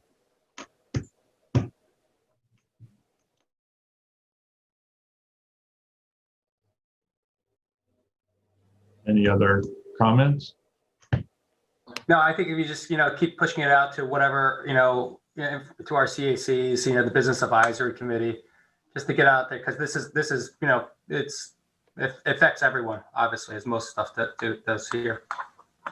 But we're certainly not the first, and we're not breaking ground here, really. The village of Southampton and East Hampton have both had restrictions placed on leaf blowers, hours. Many communities have all-out bans within the summer hours, summer windows, if you will, for all the reasons listed, whether it's the noise itself, which is obviously very irritating, but also the carbon emissions, the health concerns of both blowing up the dust and leaf mold and spores and whatnot, as well as the fumes that are breathed by those who are using these devices or nearby them.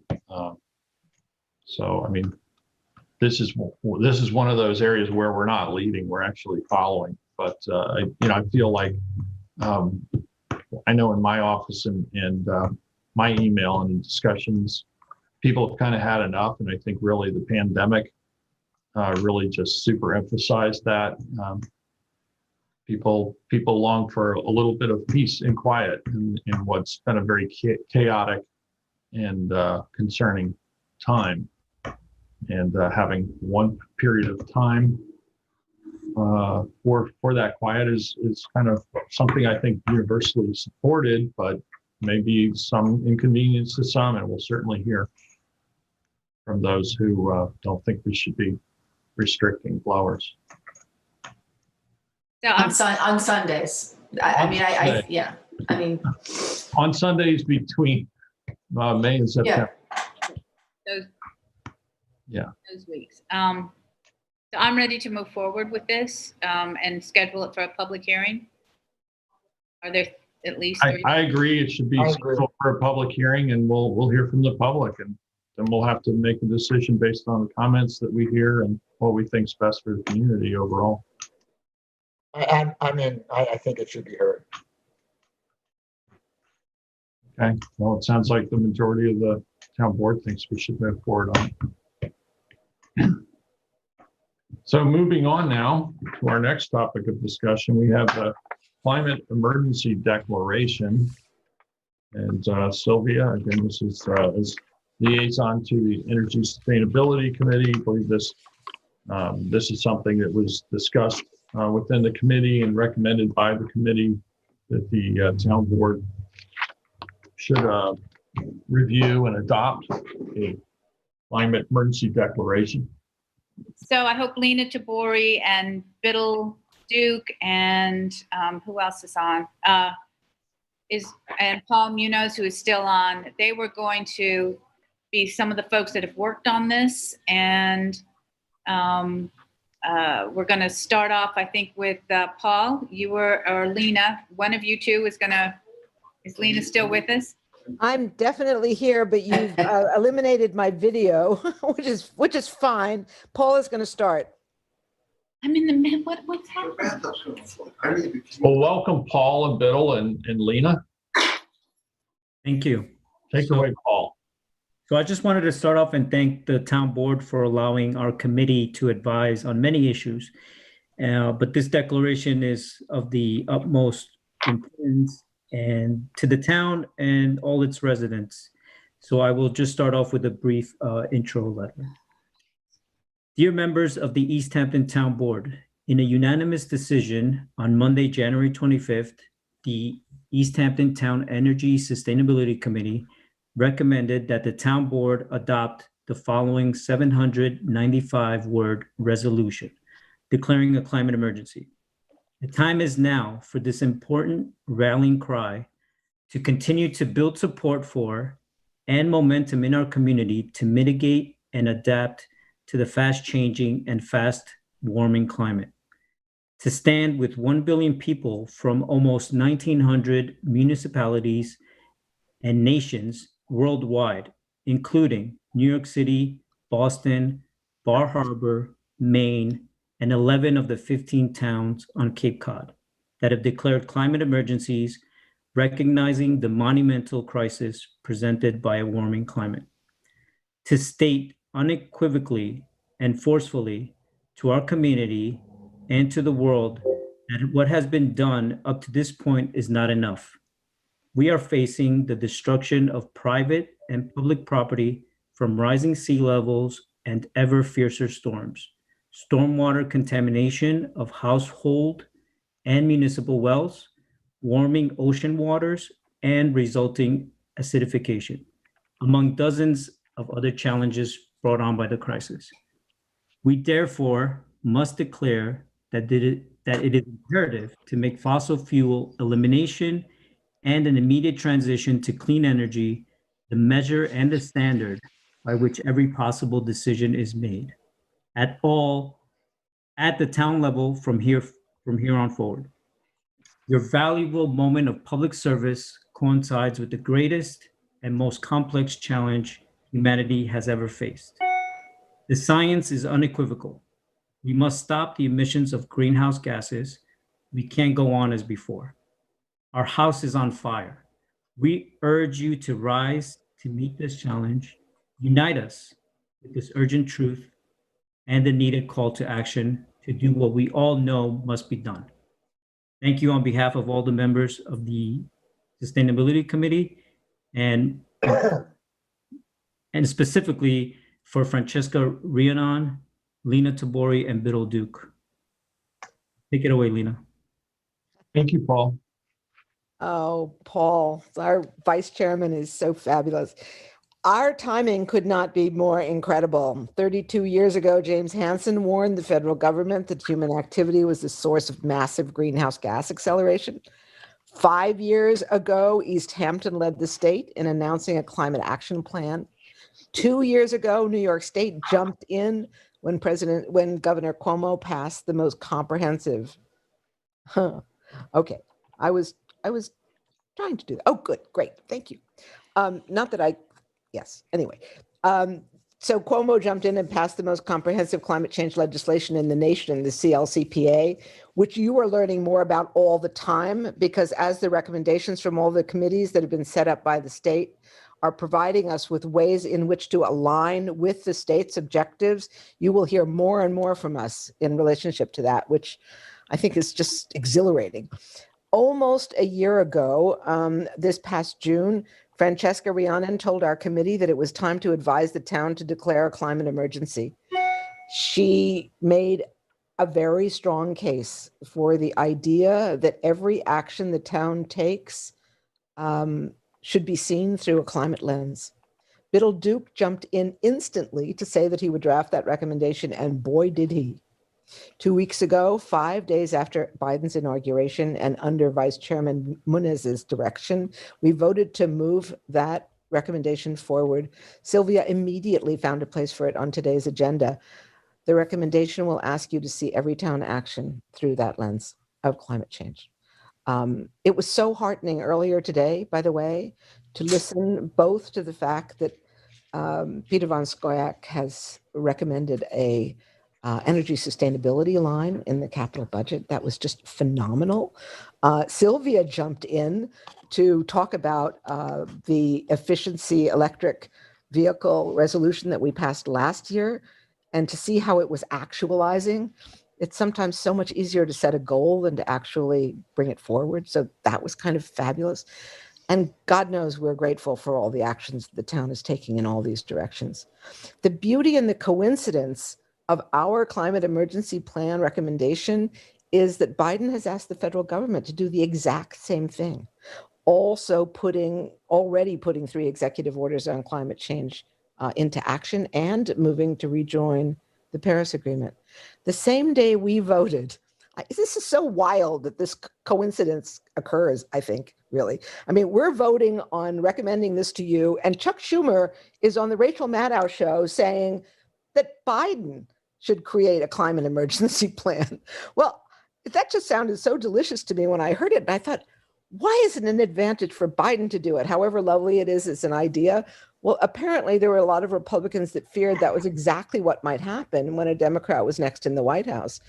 And Marco Rubio in 2019 said, because Trump used the emergency declaration element of government to find funding for his border wall in the face of congressional opposition to that. So Rubio said, oh my God, this is not like a great plan, because even if today we use it for border security, tomorrow the national emergency might be climate change. I think, well, yes, it is. That's exactly what it is. It's fabulous. Anyway, and then subsequently, of course, Sanders and Ocasio-Cortez introduced legislation, actually only 5 days ago, mandating the declaration of a national climate emergency plan. This would direct the President of the United States to mobilize every resource at the country's disposal to halt, reverse, mitigate, and prepare for the consequences of this climate crisis. I mean, our timing is just so good. The wind is in our sails, or should I say our turbines, and the timing is perfect.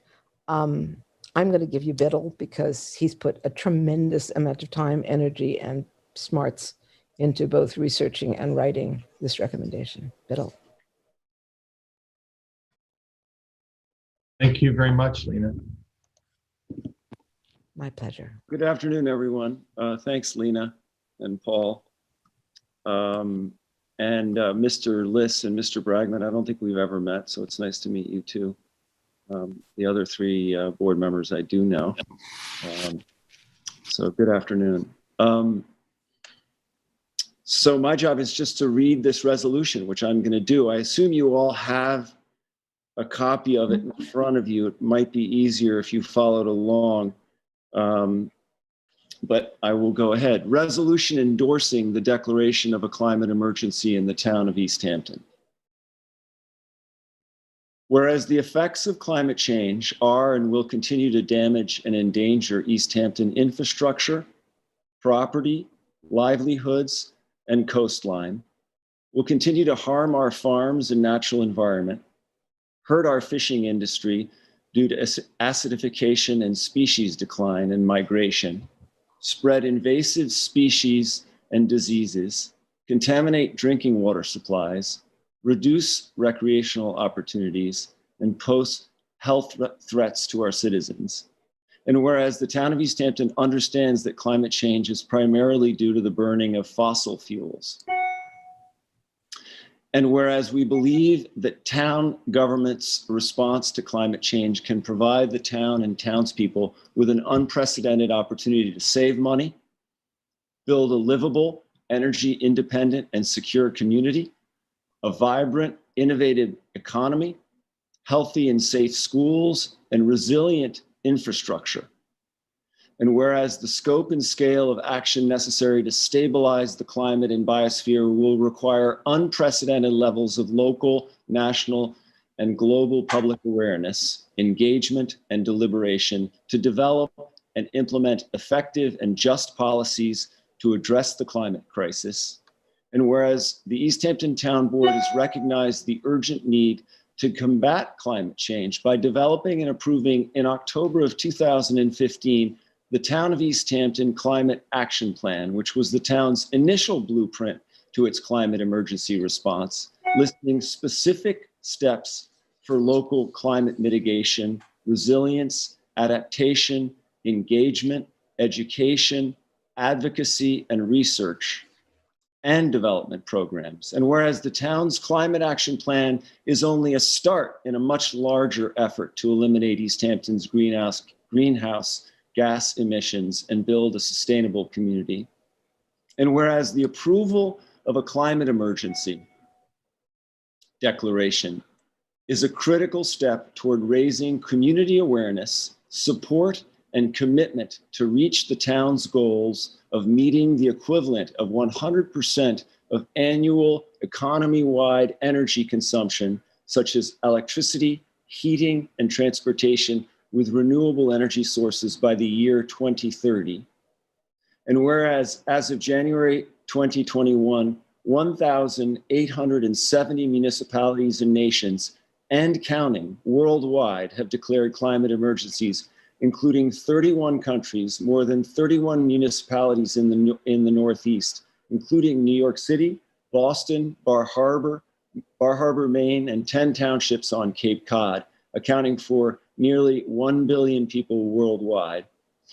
And whereas East Hampton should act as a global leader by escalating its efforts to convert to an ecologically, socially, and economically regenerative local economy at emergency speed, as well as advocating for local, regional, national, and international efforts necessary to reverse global warming and the ecological crisis. Now be it therefore resolved. East Hampton declares that a climate and ecological emergency threatens our town, region, state, nation, civilization, humanity, and the natural world. And be it further resolved that by declaring this emergency, the town board is committing to make climate mitigation and the elimination of greenhouse gas emissions a guiding principle and objective of all municipal operations, all policy and purchasing decisions, all planning and zoning rules and decisions, all aspects of town business for the foreseeable future. And be it further resolved that the Natural Resources Department and Energy Sustainability Committee update the Climate Action Plan to guide the town and the community in its implementation toward the goal of meeting 100% of annual economy-wide energy consumption with renewable energy sources by the year 2030. Thereby vastly reducing the town's greenhouse gas emissions and accelerating adaptation and resilience strategies in preparation for intensifying local climate impacts and ensuring a just transition for residents. And be it further resolved that the town board, supported and guided by the town Natural Resources Department and with the assistance of the town Energy Sustainability Committee, engage town departments, staff, and residents to implement, adapt, and expand the town's climate action plan and all climate mitigation efforts. And be it further resolved that the town hire consultants to develop a renewable energy roadmap, a shareable tool to demonstrate and mark the progress of all measures taken so town employees and residents can track the town's march to its critical 2030 and 100% renewable energy goals. And be it further resolved that by the adoption of this resolution, the town calls on the Suffolk County Legislature, the state of New York, the United States Congress, the President of the United States, and all governments and people worldwide to declare a climate emergency and initiate a climate mobilization to reverse global warming and the ecological crisis and provide maximum protection for all people and species of the world. And be it further resolved, in furtherance of this resolution, the town shall submit a certified copy of this resolution to New York Senators Chuck Schumer and Kirsten Gillibrand, U.S. Representative Lee Zeldin, Governor Andrew Cuomo, New York State Assembly Member Fred Thiel, Suffolk County Executive Steve Ballone, Suffolk County Legislator Bridget Fleming, and the town and village boards of East Hampton, Southampton, Shelter Island, and Southold, requesting, I forgot Sag Harbor, requesting that all their relevant support and assistance in carrying out this resolution shall be provided. That's it. Thank you so much, Biddle, for that. That's a big, that's it. I have to say, it was well written, well done. And thank you for reading it so beautifully, Biddle, and for staying on the call. And it's a lot to take in, and it's really also very simple. So I hope that this town board moves forward with looking at this and considering it and adopting this as a climate emergency declaration. Thank you, Sylvia, and all the members of the Energy Sustainability Committee who have helped push us forward, help support us in an effort to both address the global climate crisis as well as the environmental impacts right here in East Hampton. For the careful observer, they're everywhere to be seen, whether it be southern pine beetles decimated tens of thousands of trees, northwest woods, the more virulent storms, the rapid rate of erosion of our coastal community, or the harmful algal blooms that have occurred throughout our local waters, spurred not only just by our septic systems, but by the atmospheric deposition of nitrogen and other pollutants, acid rain, changing the pH of our ponds and bays and harbors, the loss of shellfish and other habitat due to climate change, the warming waters, which have contributed to complete loss of our scallop crop 2 years in a row.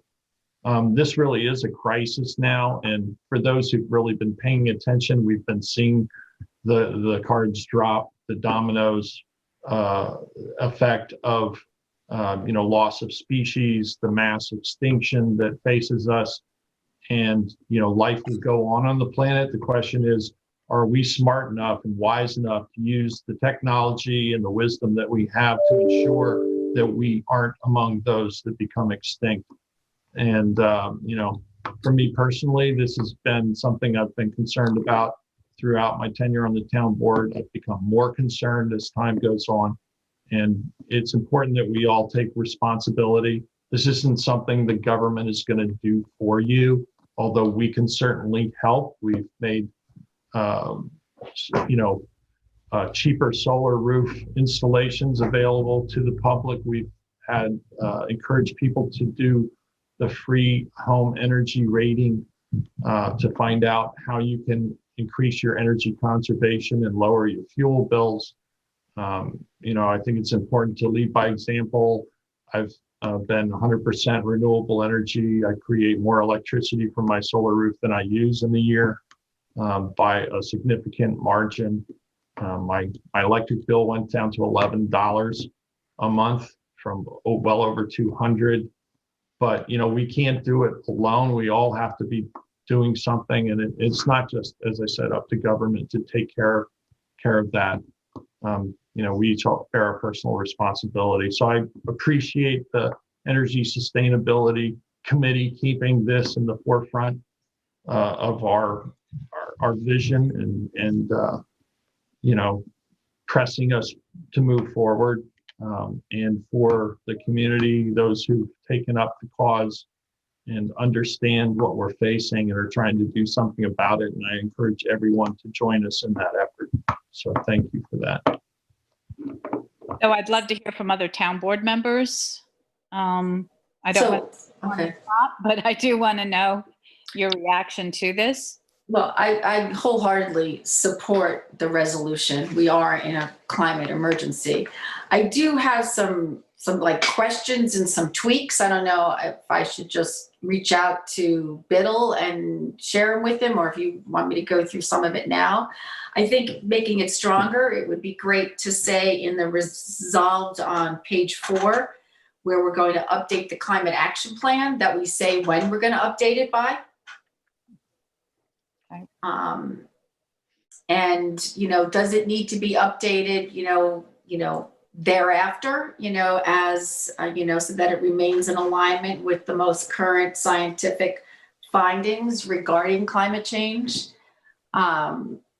I'm a little confused. I guess I'm just Could you kind of explain the thought behind the resolved after that, where it talks about that the town board supported and guided by the town's natural resources department and with the assistance of the town energy sustainability committee? I guess I'm not quite sure how that actually functions. So Lauren Steinberg, who's on this, has really been and is part of our committee for energy sustainability, has really, and Kim Shaw have both been invaluable in making and taking leadership positions and helping us find data and information that is necessary to relate it back to the town board. So I think that is why they're on the Natural Resources Department and the assistance of the Town Energy Sustainability Committee. You understand that, as we have said, that Biddle wrote this. We have Francesca on, Paul Munez, who is really one of the people that helped us with the electric leaf blower. Lena Tabori, who was excellent in her leadership as she was chair, former chair Linda James. I mean, we have resources on the Energy Sustainability Committee that are just have been invaluable to moving us in the direction that we needed to be moved, including writing that climate action plan to begin with. So it does need to be updated. We understand that it needs to be updated. And I thank you, Kathy, for pushing it for sooner and making sure that that gets done right away. I mean, we've already accomplished some of those things in the plan, and we need to make sure that we update it. And we should probably update it as we do other plans, maybe every 1 or 2 years. So and have an appendices to it, or however we decide to work on it. But it's been a labor of love for those that wrote it, and I think that we'll have other people that'll come forward and help us continue to make it the best climate action plan that's we can have. Can I just mention one thing too in relationship to Kathy's question about the updating?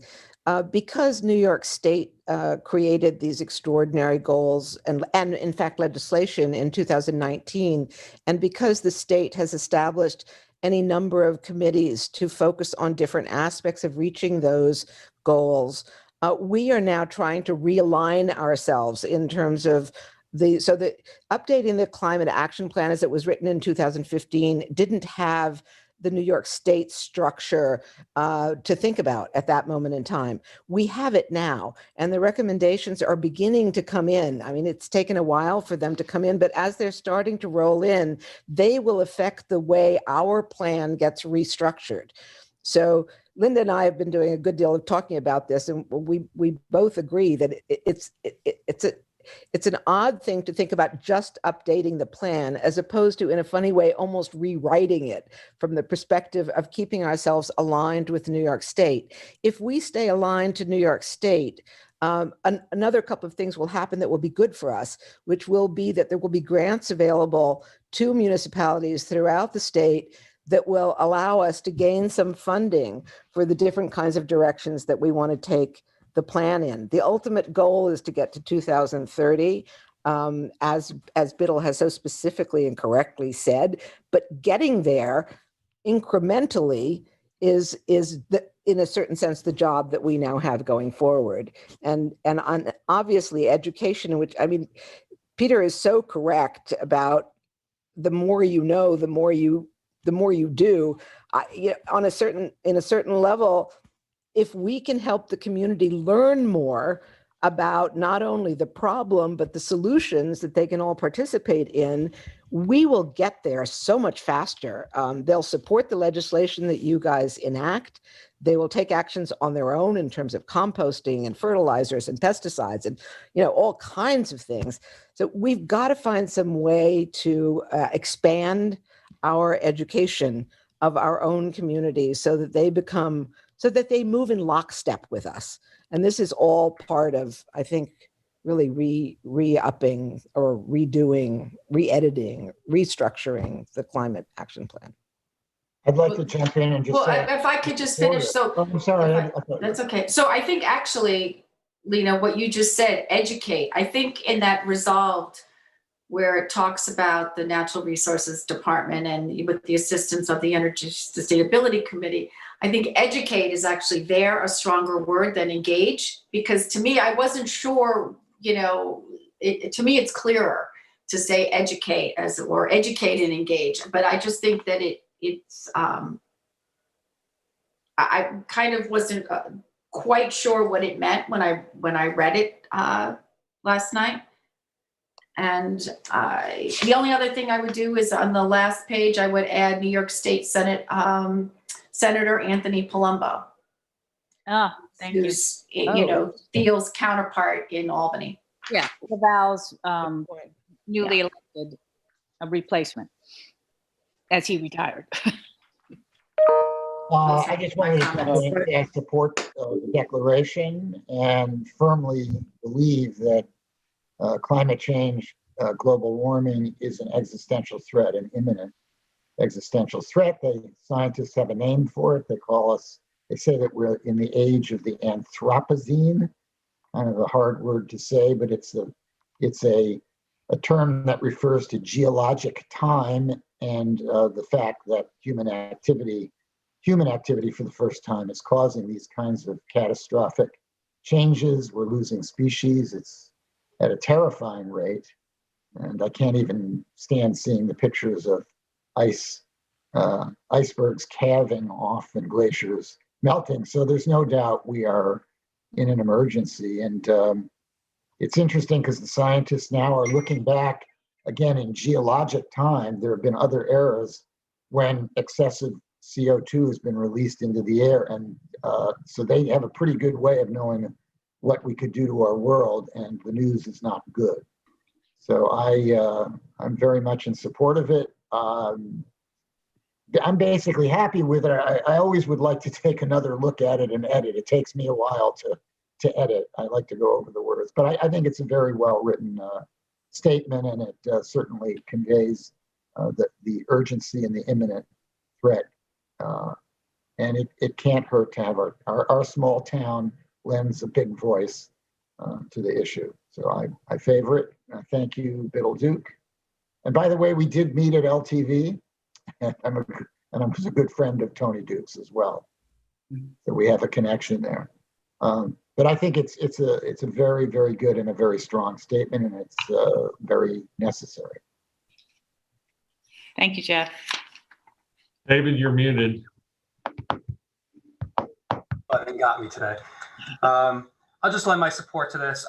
As I think most of the board members and a lot of people in the public see, I look at things not just through my eyes, but through the eyes of my children and what would they need? What do they want to see? They're going to be here a lot longer than I. God bless, that happens. And how can we make our planet, our community better for that next generation and too? We're the generation of decision makers right now, but our decisions are 10, 15, 30, 50, 100 years out right now. So by doing this right now, you're focusing on the rest of the lineage of legislators to come right now that would have to move this path forward. I like taking action. So I look at the words in here about the hiring. What do we actually have to do next? We can say yes to this, agree to this, but I'm ready to take more action on these resolves in here. I agree with Kathy by saying the education aspect of it then too, because there's a lot of people that just really are focused on this right now. What can we do the outreach? Lena, when you mentioned about the funding, and I know Kim knows this, it reminds me a little bit of the LWRP and how LWRP updates have to come to the board. They're on a prescriptive time frame, but also by using those, which is there's a lot of similarities here to the LWRP. We can go for institutional grant funding from institutions or potentially from the CFA, the Consolidated Funding Application. So it's another it's only strengthens our resolve to get to those goals in 2030. So I appreciate you putting it together and actually being the wordsmith you are, Biddle. Thank you very much. At this point, it sounds like the town board's unanimous in support of the concept of the climate crisis declaration. I think we might want to just take a little bit of time to further digest the actual language of it and have a shot at putting together the resolution for a future vote. So everyone agree with that approach? Yes. Thank you. And Kathy, your suggestions were great. Jeff, I'm glad you're on board. And yeah, I now have grandchildren, so I'm concerned about them as David is concerned about his little ones. And yeah, I want them to live in the same type of planet that I lived on. So thank you. And again, I got to thank the Energy Sustainability Committee for all the work that they did in putting this together and making sure that it got to this point. Paul, you've been a great asset to the community and to our committee in particular. And thank you so much for stepping in to avoid. And you've done a great job in filling shoes. And Lena's shoes were not and are not and can never be filled. But it's anyway, thank you, Lena, too, as well. I'm not going away. I'm not saying you are. You're still on the committee. You're just not the chair at this point. Right. Can I add one more little thing? Just on education, because David has supported what Kathy said, and I believe in it so unbelievably strongly. I believe in it even through the town.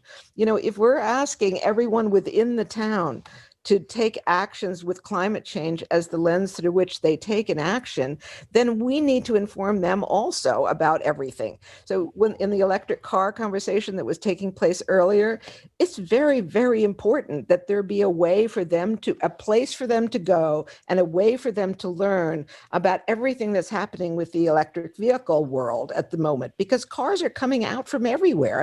Ford made an announcement today, GM made an announcement last week. It's just exploding all over the place. So we need to create a situation where we can both inform the town and the public.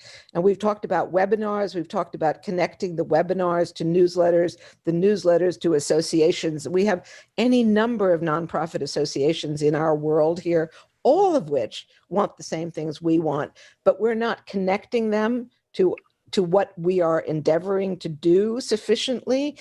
We're not, so there's lots of things for us to do in terms of reaching out into our community to provide this kind of information, both inside government and outside government. Thanks, Lena. Can I just add one quick thing? Sure, go ahead, Bill. Kathy, I took note of all of your suggestions, and I can easily quickly add those in and send that to you guys, and then you can run with it and change this document as you see fit. But I was making some notes as you were speaking, so that's quite simple for me to do. And I want to just put an idea out about this that I can talk to Sylvia offline, and you guys can maybe talk about it afterward or in some other format. But I think this is an educational opportunity. I think it's a political opportunity.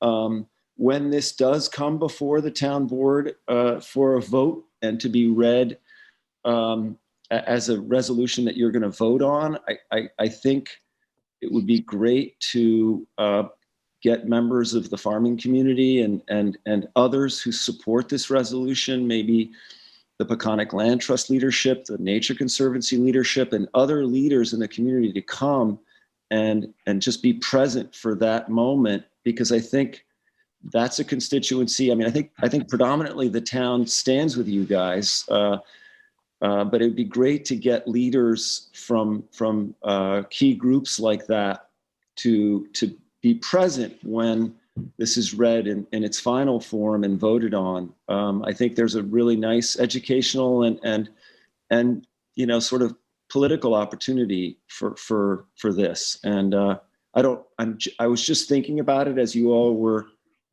talking, but I think that's worth thinking about.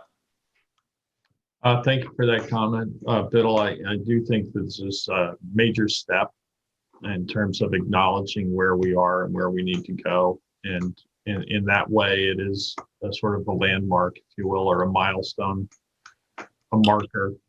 So appreciate those comments. Anyone else before we move on? I just wanted to end real quick saying thank you again, but I think someone mentioned the word simplifying. If we simplify this, I think this will help us with, for example, something that's on the agenda today for the gas leak blowers. If we put our mindset for the climate emergency, then all these things get simplified, and I think it would be easier to move forward, not just for the town board, but for the residents and anybody else who lives here. Thank you. Thank you, Paul. And again, thank you for joining us and work on behalf of the town to move us forward to a cleaner, greener future. At this point, I'm going to take, I think we might have callers on the line, so I'll take public comment. Michael, do we have any callers at the moment? Yes, we do. I'll unmute the first caller. The last 4 digits are 1044. I'll unmute now. Thank you. 1044. It's Linda James again. I'm back again. I just wanted to let you know, can you hear me? Yes, we can. Okay, good. I just wanted to tell you that Gordian Rack, who is I work with now as an associate at Renewable Energy Long Island, Gordian and I and Lauren's predecessor wrote the 2005 Climate Action Plan. And there's no question that it indeed not only has to be revised, updated, and that it has many drivers, including the climate smart community, and a new plan will have to be submitted by the beginning of August. So we have been talking about this, the three of us. Now Lauren has stepped in where John Podosta was the third person, the third one. Party, and it was really the three of us sitting in the conference room, and we wrote the draft, and it became significant because it was the first. Now we're referring to it as Climate Change 2. So that those considerations that I've listened to here are all going to be in a part of the conversation, without a doubt, as well as Lauren has done some extensive work on reviewing Climate Action Plan 1. And we'll work from there, and you'll hear from us and from me again about where we're going with this significant document. That's Thanks it. so much. That's what I had to say. Thank you, Linda. Appreciate all of your help, and it's nice to hear from you. Be well. Mr. Supervisor, we have another call. Unfortunately, this caller has no ID. It says restricted. So, caller, I'm going to unmute you now. You should hear it say unmuted. Hello. I'm not restricted. Hello. This is David Buddha. Am I on? Yes, you're on. David, you're now unrestricted. Gee, I don't know how my phone got restricted. You always used to have my number. And I welcome calls on new business, but that's another story.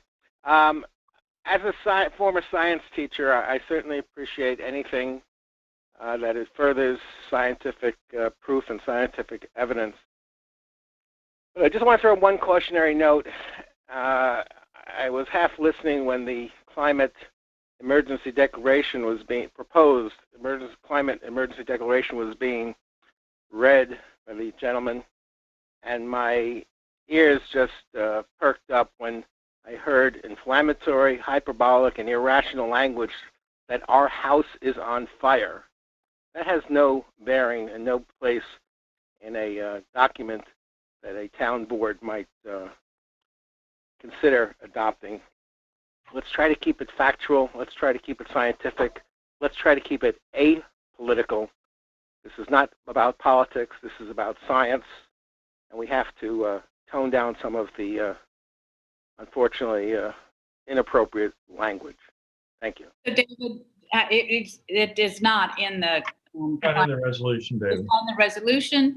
Our able chair, Paul Muniz, was reporting what Greta Thunberg has said in the past, and in quotes, and I agree with it, that we need to consider moving quickly because our house is on fire. So it's not in the document. So if you'd like a copy of the document, I'd be happy to send it to you so that you can see it when it's completed, and we're getting ready to look at it and vote on. But as a former biologist and a scientist with a Bachelor of Science degree, I agree that we don't overstate or use hyperbole, and I don't believe this does. As I said, I was only half listening, but I thought you were proposing, again, these are documents that were not made available to the public in advance. I thought the gentleman was reading a proposed climate emergency declaration for you to consider adopting in addition to a resolution. But if that was someone else's words, well, then maybe the criticism should be directed to that person's, in my opinion, misuse of hyperbolic inflammatory language.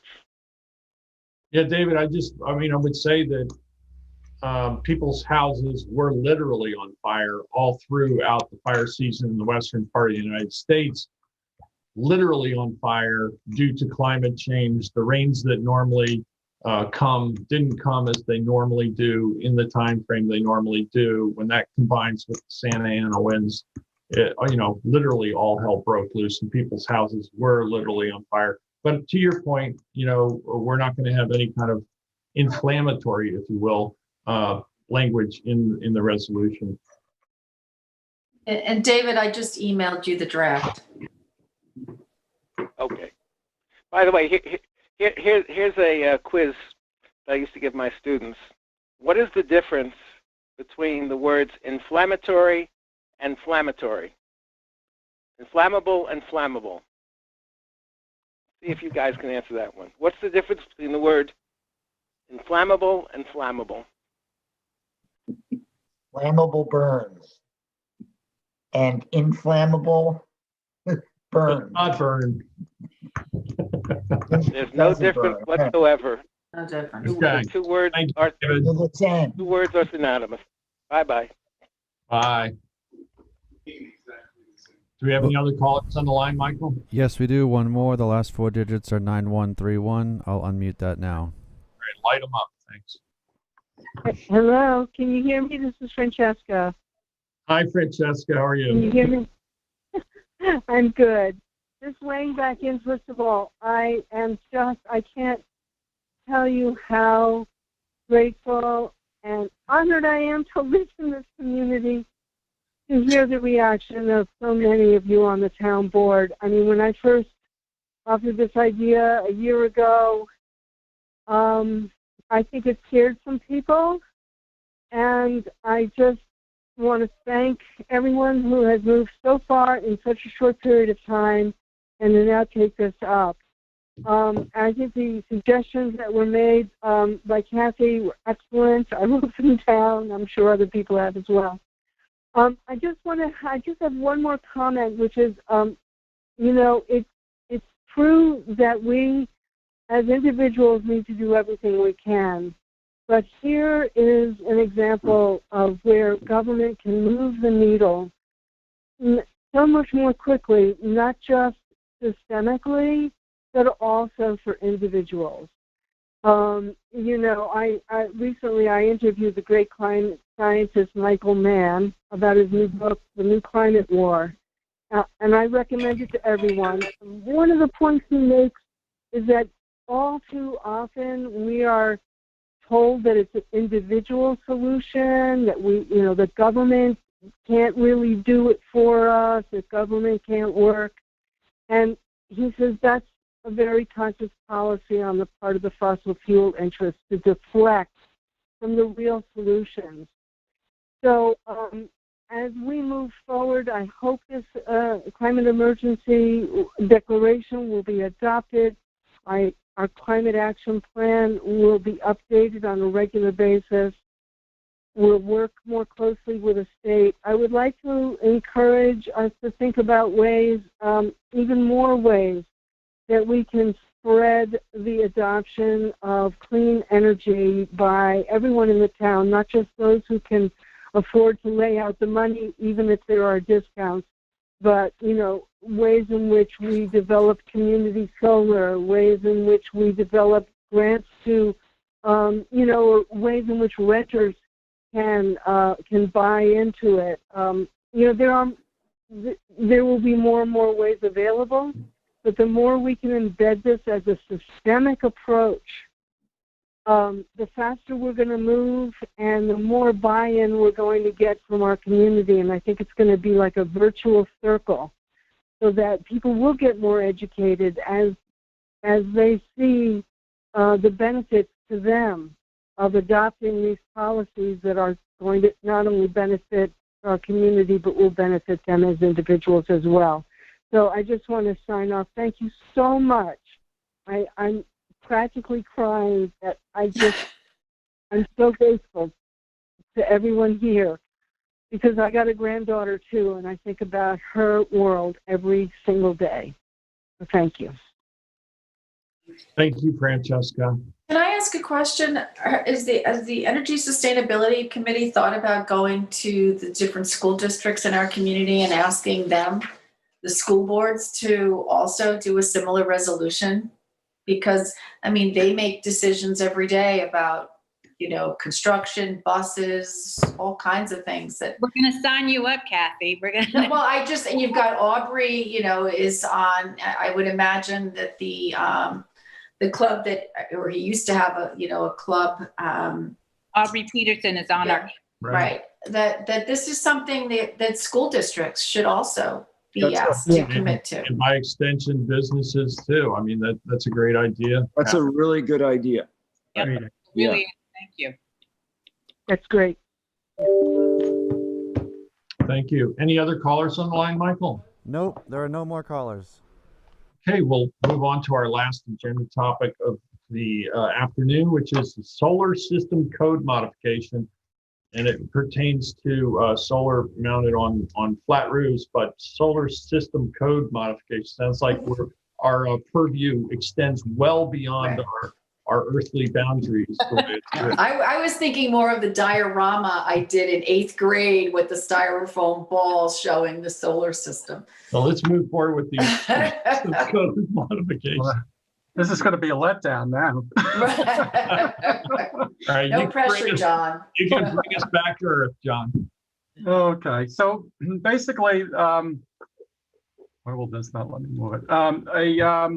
An inquiry came in with regard to placement of solar panels on a flat roof building that has a lower height limit than gabled roofs at 25 feet. And so we looked at the code. I looked at the zoning code, and there are exceptions to the height limitations in the code already. And so what I proposed is just to add one little paragraph that refers back to Chapter 102, Article 3, which sets forth the manner in which solar panels are supposed to be affixed to a roof. And as long as they are done in that fashion, the solar panels extending at a higher than the height limit won't be an impediment to them installing the panels. So it's designed to give relief to people who are kind of at the maximum height but want to add solar to their buildings. There's and in that section, there's a criteria for how they need to be installed, how much space they can have between the roof and the panels. So it's not like we're giving an unlimited waiver for additional heights. I ran this by the building inspector, and she thought that this addressed the concerns. And so it was just this one section, adding a new section 4 to section, what section is this?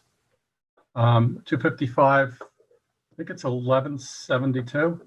I'll have to look back, but basically, and this is the height exceptions that are in the code. Yeah, that's the general section. Yeah, and it just provides that height limitations listed in the dimensional table of 255.1110 shall not be deemed to apply to the installation of solar panels, provided they are installed in compliance with the requirements of Chapter 102 Building Construction, Article 3 Solar Installations, Section 102-30 Fast Track Permits, which sets forth the mounting requirements.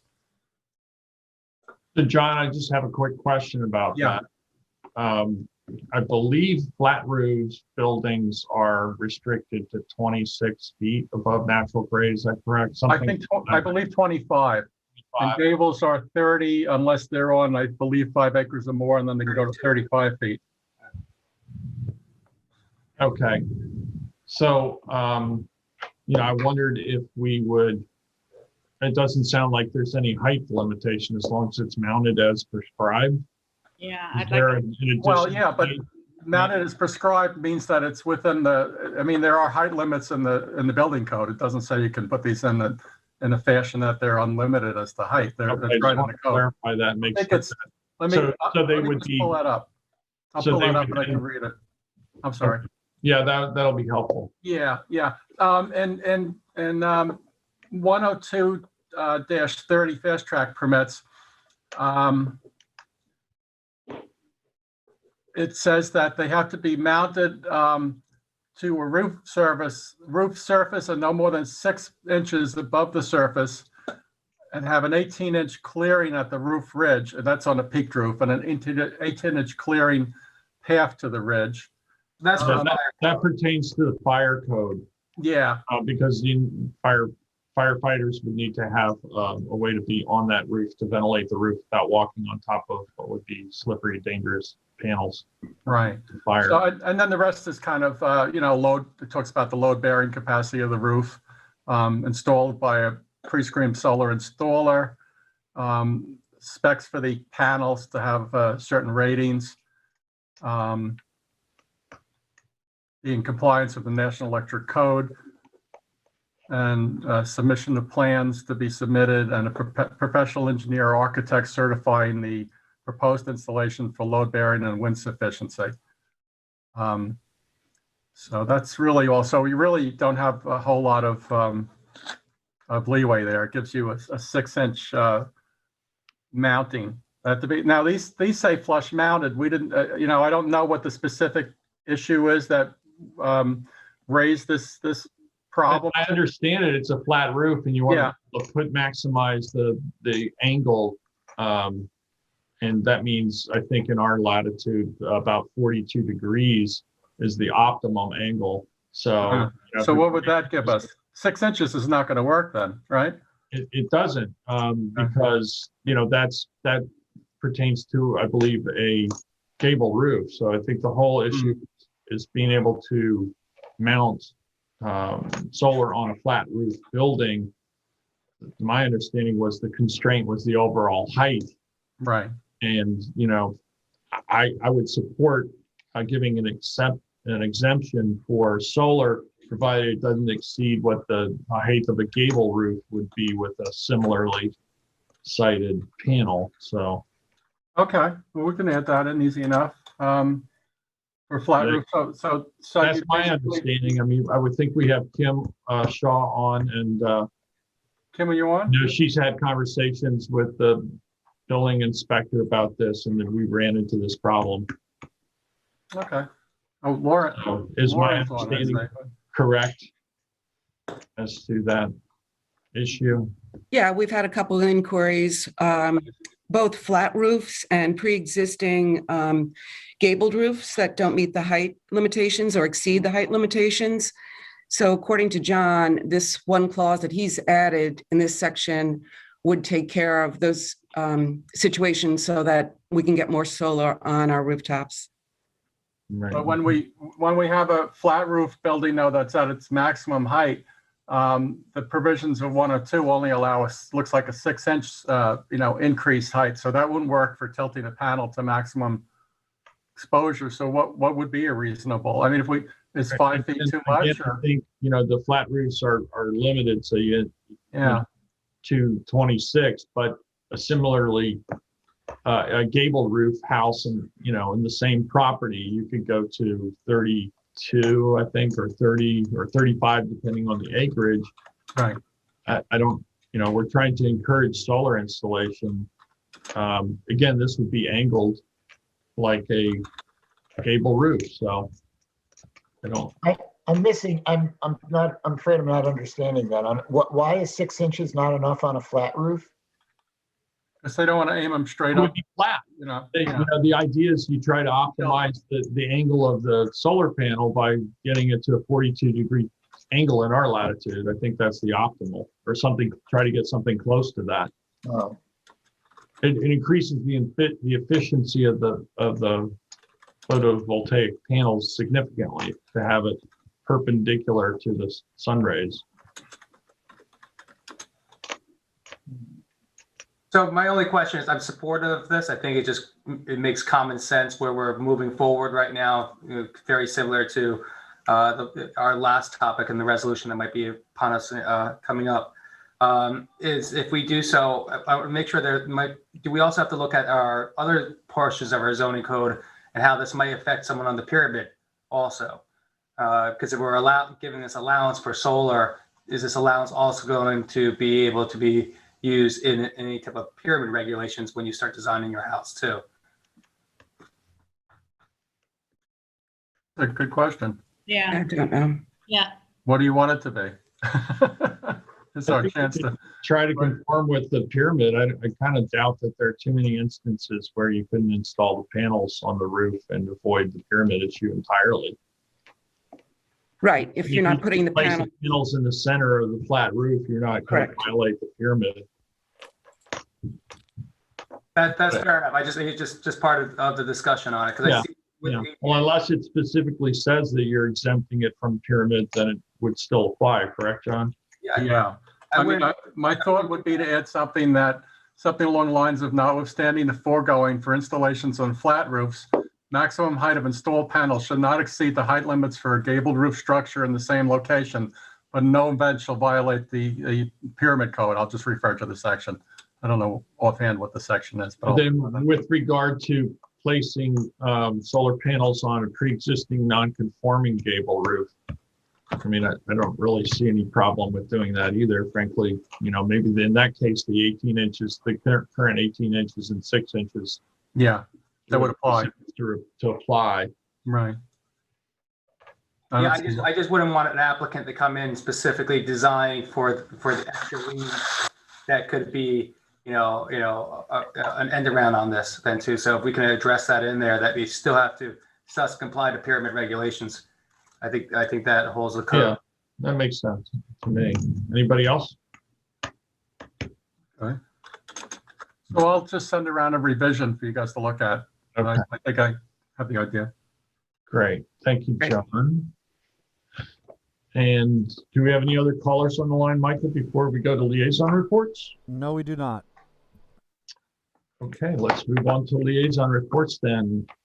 And Kathy, do you have a liaison report for us? I do. I just want to let everybody know that Human Services continues to deliver 5 frozen meals each week to 275 seniors.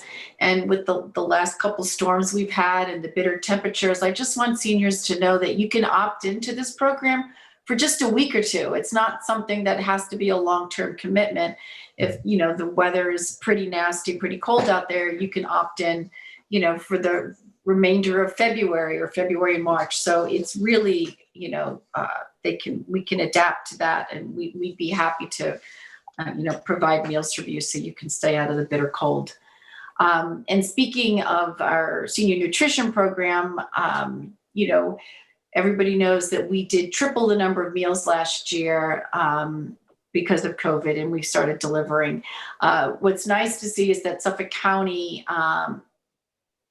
recognized it as well, and they had originally, we started the year with about $100,000 in grant funding for the nutrition program, and by the end of the year that number was up to almost $309,000. So we tripled the number of meals, and they tripled our grant funding as the county reimburses us $5.89 for each meal that we serve.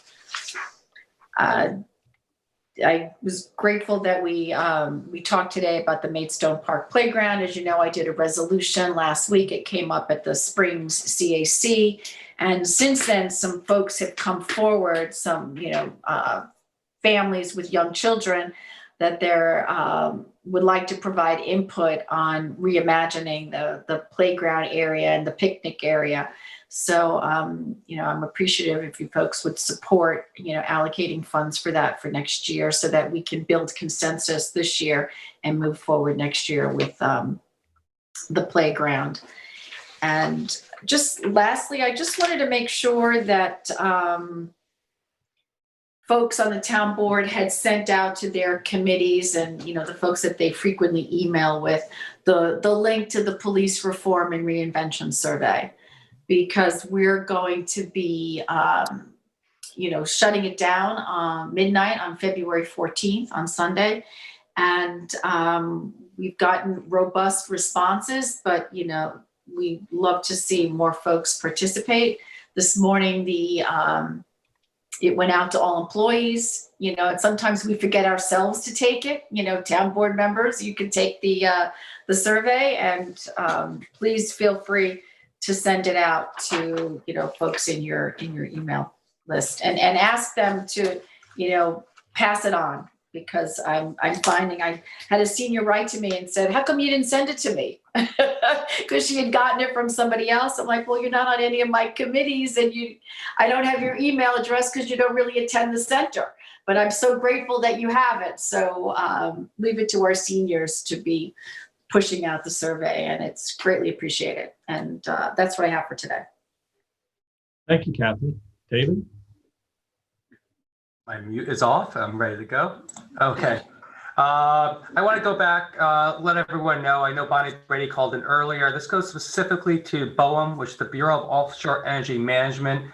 They are actually accepting commentary right now for the draft environmental impact statement for the South Fork Wind Farm. Comments can be submitted no later than February 22nd, 2021. But BOEM is also hosting virtual public meetings, which would be held on the following dates. The first one was today. It's actually happening right now if anyone's interested, from 1 to 3 p.m. The next one is this Thursday, February 11th, from 5 to 7 p.m. And then Tuesday, February 16th, from 5 to 7 p.m. Registration for the virtual public meetings can be completed by going to www.boem.gov/renewable-energy/south-fork-wind-farm-dis-virtual-meetings, or by calling 703-787-1662. And I do know that the town is going to be submitting commentary by February 22nd, deadline for this also. But I do implore anyone that's interested, please make their comments known.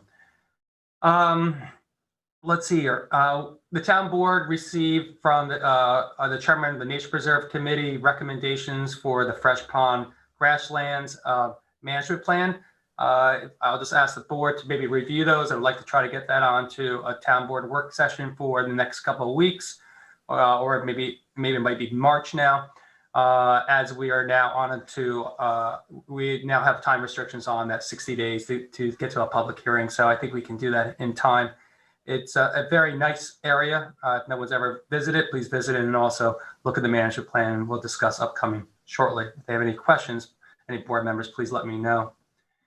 In aquaculture, we are long-range planning for our community aquaculture gardening program, community gardening program, excuse me.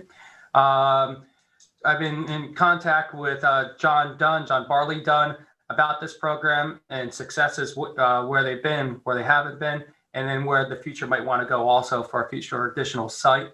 We're finding out that Hog Creek and the location in Hog Creek right now is not being as successful as we initially thought, based on the lack of water flow in the area where that is being used. It's just very silted in right now.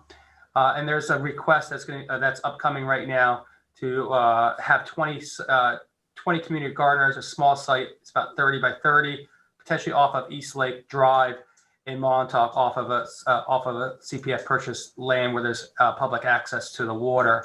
I'll be emailing the board about this this request upcoming, and if you can review that and let me know your thoughts, that'd be greatly appreciated. But it would also allow others in Montauk to be able to potentially use this this community program. Next, I got a couple emails here and another phone call later on, and it goes into a greater subject I think we need to look at a little bit more. And it's about environmental violations right now. I know I've received conversations about the use of non-biodegradable material on bluff restorations. This one in the area of Northwest right now. And what happens during scour or during storms, a lot of this material ends up down the beach as flotsam, not at that time, just pretty much trash on the beach, or potentially into the water or the digestive system of our our fisheries and our marine life. I think it's something that the town needs to put a greater emphasis into right now is the enforcement of our environmental standards that we put on to applicants, either through the zoning board, the planning board, or such right now, in which a lot of these projects are get the approval, they get the on-site inspection, but then there's not necessarily a follow-up on a yearly basis of this project, and too much stuff goes by the wayside. Recently, with the help of natural resources and then also with land management, we've been flying, doing aerial photography of our shorelines just to see how they've been ebbing and flowing or eroding, trying to work within CARP on that, and also within one of the recommendations from the LWRP. But I think we have to try to look into our code enforcement to try to go out and make sure that just because we approve an environmental project doesn't mean that environmental project is always going to be environmentally correct or it's been installed correctly. So I want to discuss this with the board upcoming and just get it in your conscience right now. And I think we should dedicate some resources or some priority to enforcing the standards that are set in a lot of our applications, which right now are not being done as well as I think the town has to be. But besides that, that's all I have, and I'll talk to you again shortly. So David, to that specific issue, I think that area of Hedges Bank, which had a number of bluff restoration projects and stabilization projects, that include like the planting of natural beach grasses and some material to help stabilize the bluff. You correctly pointed out, we heard from residents saying that they're walking the beach and they're finding piles, plastic webbing that was used, I think, as part of those projects. I don't have any personal knowledge that those were approved materials or not, but it's certainly, if they were approved materials, we should have some consideration for what happens when there is the sloughing and erosion of the bluff, that those individuals are responsible for ensuring it doesn't get into the shore, washed up on the shoreline, get into the marine environment. Obviously, it could be quite harmful. It doesn't biodegrade, and maybe we should look at requiring that any such materials be biodegradable.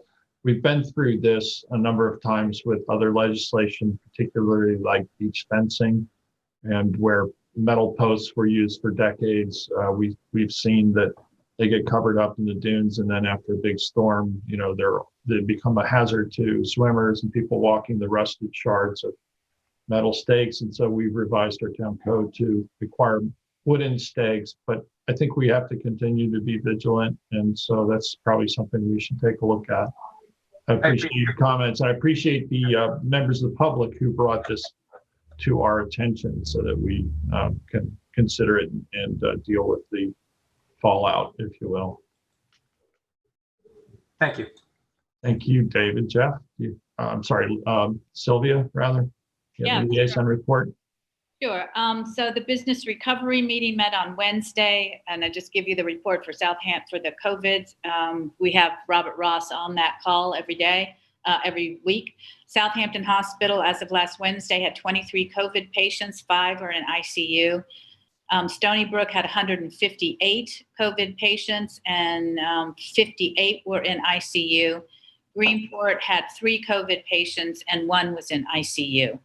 Southampton Hospital has given out 4,000 vaccines to phase 1 personnel, which includes hospital workers and people who hold a state-issued license like EMTs, EMS, funeral directors. All second doses for those vaccines are at the hospital and being distributed now. At this point, that as of last Wednesday, they had no other vaccines to give out. Issues brought up by the business recovery group for spring and summer are parking and outdoor dining.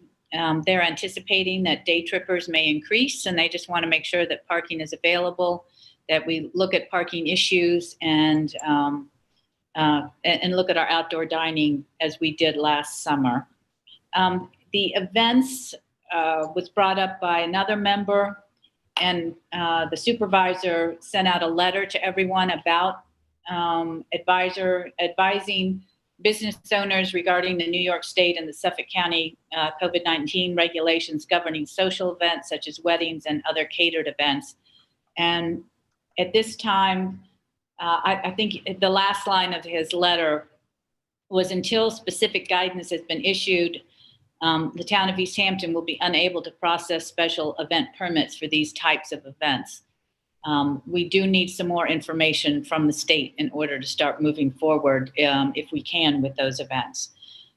And Sylvia, if I could just interject quickly, you know, the governor has made local health departments responsible for reviewing those kind of applications and giving guidance. So that would be the Suffolk County Health Department.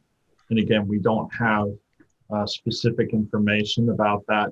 It does require that all participants in those activities be certifying with a negative test. I don't know how we do that if we're the issuing agency for the permit. How are we going to manage that? A lot of questions raised about the governor's pronouncement. So we're still waiting and hoping to get clarification on that. We know that that's a significant aspect of business here, particularly in season and on shoulder seasons. Weddings generate a lot of income, and so we're definitely trying to get answers so that we can advise business owners that rely on those events. So we also discussed that Montauk testing site will hopefully open soon. The group feels that, and the town vaccine sites, that it's necessary for those sites to open to have a successful season while we're still living with the pandemic. And I want to thank David Lease in particular and Supervisor for doing their best to make sure that we're prepared to give out vaccines when we are allowed to have those vaccines, for preparing the CDCH building and considering other sites throughout the town. Appreciate that. I don't know if you want to add anything or if that's in your report, Peter. That'll be in my report, but yeah, thank you for that. The Waynescott CAC met on Saturday. That was a 3-hour meeting. There were 75 people on the Zoom call. My personal report to the committee was I had 9 items to talk to them about and get them some information, which was the Suffolk County Water Authority storage tanks. That information had been sent to them earlier in the week so they could distribute it. And if they had any questions, we could answer the questions. We also asked them to fill out the police reform survey and had sent that last week to all of them. Also talked about the Hamlet study being on the agenda today and the leaf blower legislation being on the agenda today. So I'm glad Carolyn called in, and also Sarah Davidson from that committee. Informed them that Eversource would be doing some field work this week and doing markouts. So starting this yesterday, which was Monday. Reminded the group that the town passed the resolution 2021-215 concerning the host community agreement with the trustees and the distribution of funds from the South Fork Wind Farm LLC, putting $5.5 million into a Waynescott Hamlet fund for projects benefiting that hamlet.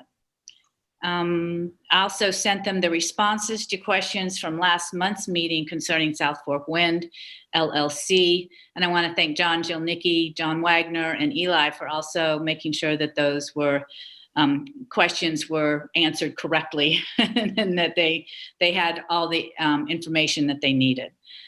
They have their own reports that they give. They gave a report on code enforcement. And for 2020, the total for summonses written in Waynescott was 211.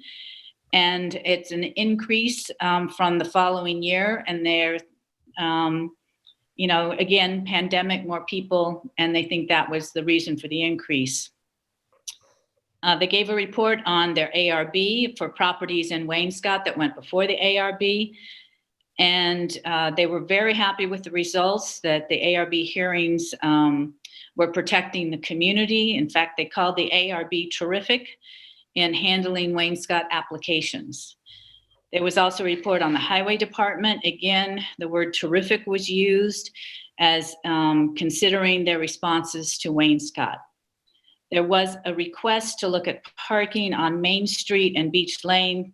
People seem to park cars that are blocking the line of sight when turning from Beach Lane onto Main Street. They'd like to have signs put up that say parking prohibited from a certain point to the corner so that people can see. And I'll have a discussion with Chief Sarlo and with the highway superintendent about that. So that normally the distance is 25 feet from the intersection minimum. Okay, so I'll see if that, I need to make sure that those, either signs that can be put up there or are perhaps already there and being disregarded. There was a discussion about trees, particularly those in the right-of-way. When diseased or damaged, the highway department removes them and they aren't replacing them. There seemed to be a thought that they should be replaced, although again, I'll remind everyone they're in the right-of-way, and so it's not something that is normally done.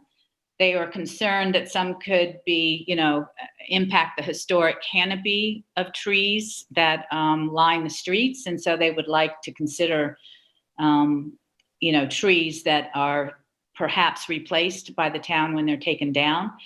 Others talked about the conflict between the right-of-way and the utility poles and the planting of trees. So, there needs to be further discussion on how that would move forward. The airport came up, and I think the basic question was, when would there be a citizens committee of Waynescott citizens to address issues? And they would like more Waynescott people on AMAC if at all possible. Discussions about incorporation came up. One gentleman wanted an independent audit for the so that he could understand the increase of taxes. The question was asked, what's the advantage to those for incorporation? Another person wanted to know why they didn't use meets and bounds as an alternative to using roads that included one side of a road that would be in the incorporation and the other side of the road would not be, which they felt pits neighbor against neighbor, particularly when it comes to beach access. And concerning beach access, one member of the community said beach access to Waynescott beaches, if incorporated, free access to beaches as residents now enjoy as a right, it is no substitute for a permit that would have to be issued. So there was questions as to the value of incorporation from several other folks. And the person who is heading the Citizens for the Preservation of Waynescott, Alex Edlick, said that he would get back to the group with answers, and he would give those the questions to his wife, and she would get back to the group. So I asked to be included in those answers, and hopefully we will get those. The Arts Council also met with Marietta Gavaris, I hope I'm saying her name correctly, and Esperanza Leon. They were guests, and they would like to understand what's happened with the Brooks Parks property and what's happened with its preservation. Asked that the town board consider, and this is their words, mothballing those buildings until answers and a path forward for presentation could be mounted. We've done that for the last 8 years, by the way. It's been 8 years now that we've mothballed those buildings trying to get answers. So I understand. So there may be some other people that are going to contact the town board and that are involved and want to see the preservation of those buildings. The license agreement came up, and I don't have that license agreement with me and in front of me, so we couldn't speak to that. But I think that that's, part of the issue. So the committee also discussed ways to raise money for arts programs, kids arts programs, public art, etc., and to consider a town Department of Cultural Affairs. This is a big question mark. It's something that they would like to see happen in the future. They consider perhaps the use of the CDCH building could also be something anticipated in the future for arts or arts-related activities. they are putting together a subcommittee to consider ideas and fundraising. The Art Apart program that they did last year, they're going to repeat on June the 11th. And the Creative Networking Night is taking place on March 4th at 6 p.m. I will provide links on our website and in our social media so that people can join that Creative Networking Night on March 4th at 6 p.m. I'd also like to ask the board about the TDR for an affordable apartment in the village of East Hampton. I know it's come up before, and I'm not sure exactly where we stand. We got some information this past week from the planning department, and part of that information was, for me, it was not what I wanted to hear exactly. You know, our affordable housing program means you have, you know, that all TDRs have to be used for affordable housing.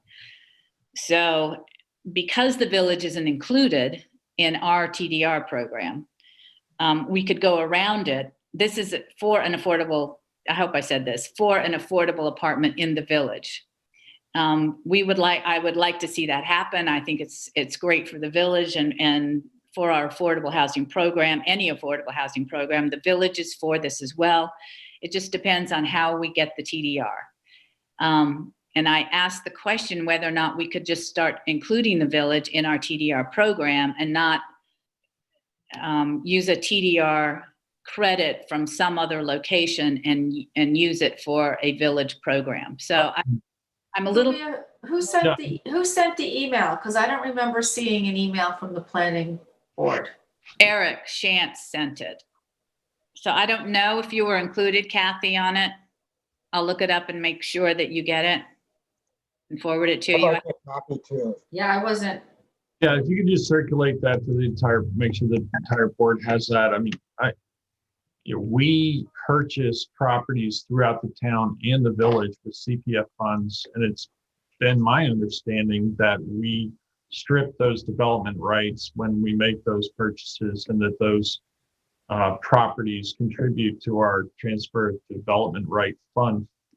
And again, the town, as you correctly stated, only uses transfer development rights for affordable housing projects. So I know that we've made a number of purchases within the village in conjunction with the village. And the village, you know, is managing those properties. You know, I can think of the Dayton property. I can think of the Ocean Road property next to Main Beach. We recently did the Gardner Mill Cottage. All of those properties would seem to provide the opportunity. I'm not sure they do, and I'm not sure that the program for affordable housing within the village is the same as for the town. So I'm getting some conflicting. I'm not clear. I guess we need to work through that issue. In my own personal opinion, since the village is within the boundaries of the town. Yes. And those properties are within the village. It seems like it would be appropriate to be using the transfer development rights from those village parcels for village affordable housing. But we'll sort through it. We'll figure out whether there are any legal constraints to that and if there are any workarounds. I think other board members supportive of the idea of using the transfer development rights within the village from village properties. Yeah, I think it needs to be within the village and not taken from another district. But if the village now needs to be included I think that's actually one of the requirements, is that it be within the same, you know, school district at least. But we can look into that. Okay, so that's my report. Thank you, Peter. You, Sylvia. Jeff, you have the liaison report for us today? Yeah, the East Hampton Sag Harbor CAC met, and they raised two issues about signage, which I understand is one of their interests, I was told. Street signage, road signage. The first involved West Drive, which apparently is becoming something of a cut-through for heavy trucks. So I've sent out some questions to the chief and to the highway department to get some feedback on that. And got some preliminary comments, but I'm still waiting. And the second issue they raised was on Floyd Street. Apparently, what I'm advised of is that there was a stop sign on Floyd Street that was removed and never replaced. Then also there was a question as to whether or not the signage, the wrong way signage could be enhanced. And I got a little bit of feedback from the chief saying that he'd look into that because apparently some folks who want to make a quick turn and not really travel down the street ignore the sign and turn in there. So I'm waiting to see what happens on that.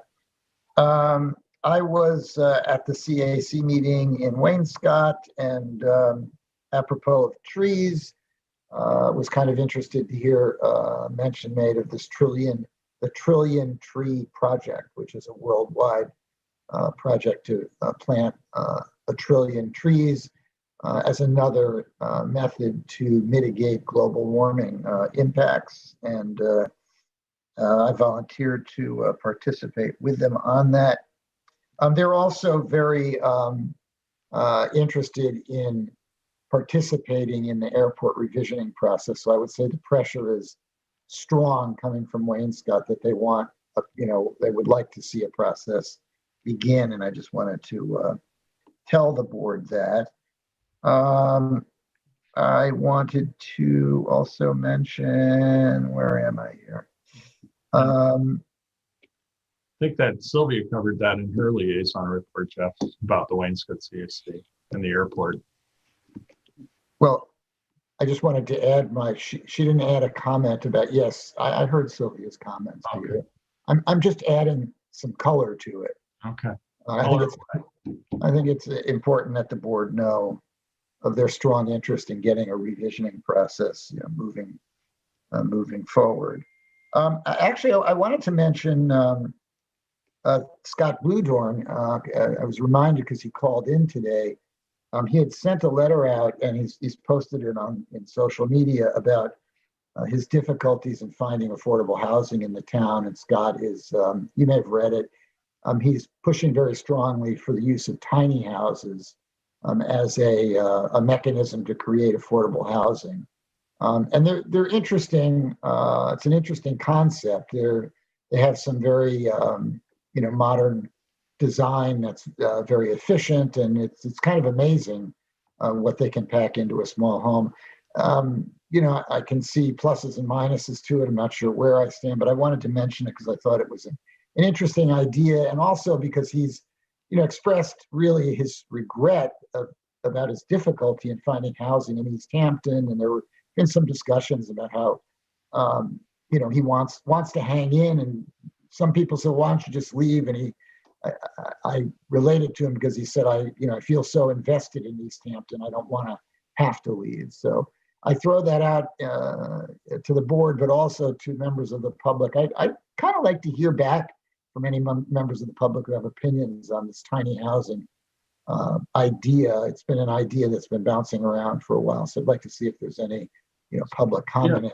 Yeah. Our code actually allows for tiny houses on properties over 3/4 of an acre. And I don't know, it made me think about, these tiny houses are really tiny. They're, I think 250 square feet.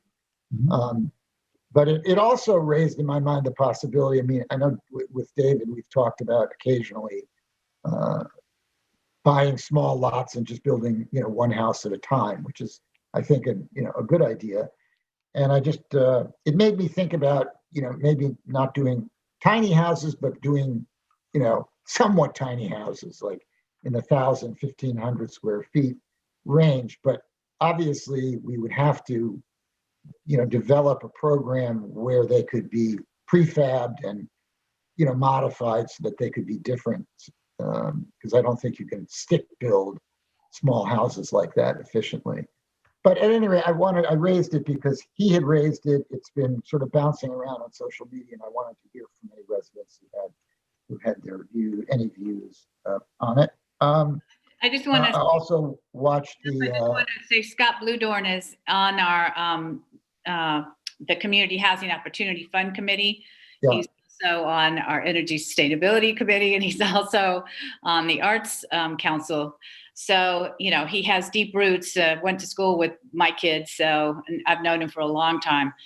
And we are working with him and talking about some of the issues that he's raised for the Community Housing Opportunity Fund. So, and, you know, we'll move forward with those ideas and make sure that it's talked about with the properties that the town already owns to see where and how we should use those properties. Yeah. You know, it also reminded me of his art project that we just saw, you know, that started in East Hampton and moved, you know, to the Parish Art Museum. Yeah, which I confess I didn't understand really at first, but as I read about it and saw it move to Parish, you know, it was a good way to I think put the issue in the public's mind. So I was pleased to see that. And I've also sat in on the police committee, and we had an interesting discussion. I'm not going to steal anybody's thunder, but I as a former prosecutor myself in Manhattan for a number of years, I was interested to listen to another prosecutor from Suffolk County focusing on the hate crime statute, which was a pretty interesting talk. That's about all I have for today. Thank you, Jeff. So I'll just, since you kind of segued for me, the Police Reform Committee just recently met. We discussed the survey, which Kathy mentioned earlier. The town, we put out a survey town-wide. We're encouraging everybody to take the survey. It takes just a few minutes, 5 to 10 minutes at the most, and try to complete that prior to Valentine's Day, 2/14. We are also working, the subcommittee is working on drafting the police reform plan.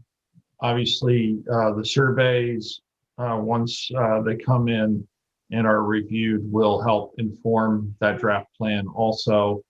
There are a number of recommendations already in progress dealing with broader communication within the community, helping people better understand even within school-age children when they're learning to drive, you know, how they should react and respond if they get pulled over, because in many cases, that is the first opportunity that somebody has to interact with police. Is usually through a traffic stop.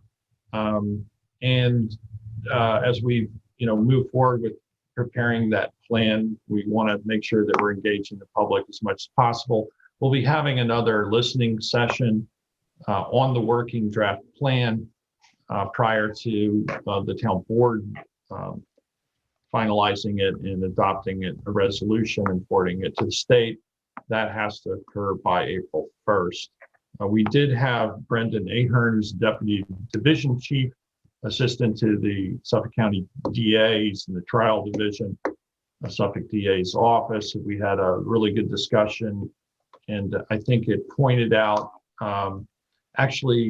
to some degree, the lack of knowledge that the public has about what the process is. And Jeff mentioned hate crimes specifically, you know, what rises to hate crime. And you know, there certainly are red flags that would trigger investigation, and then just better understanding how that process, you know, unfolds. And I think the same can be said about any other major, I guess,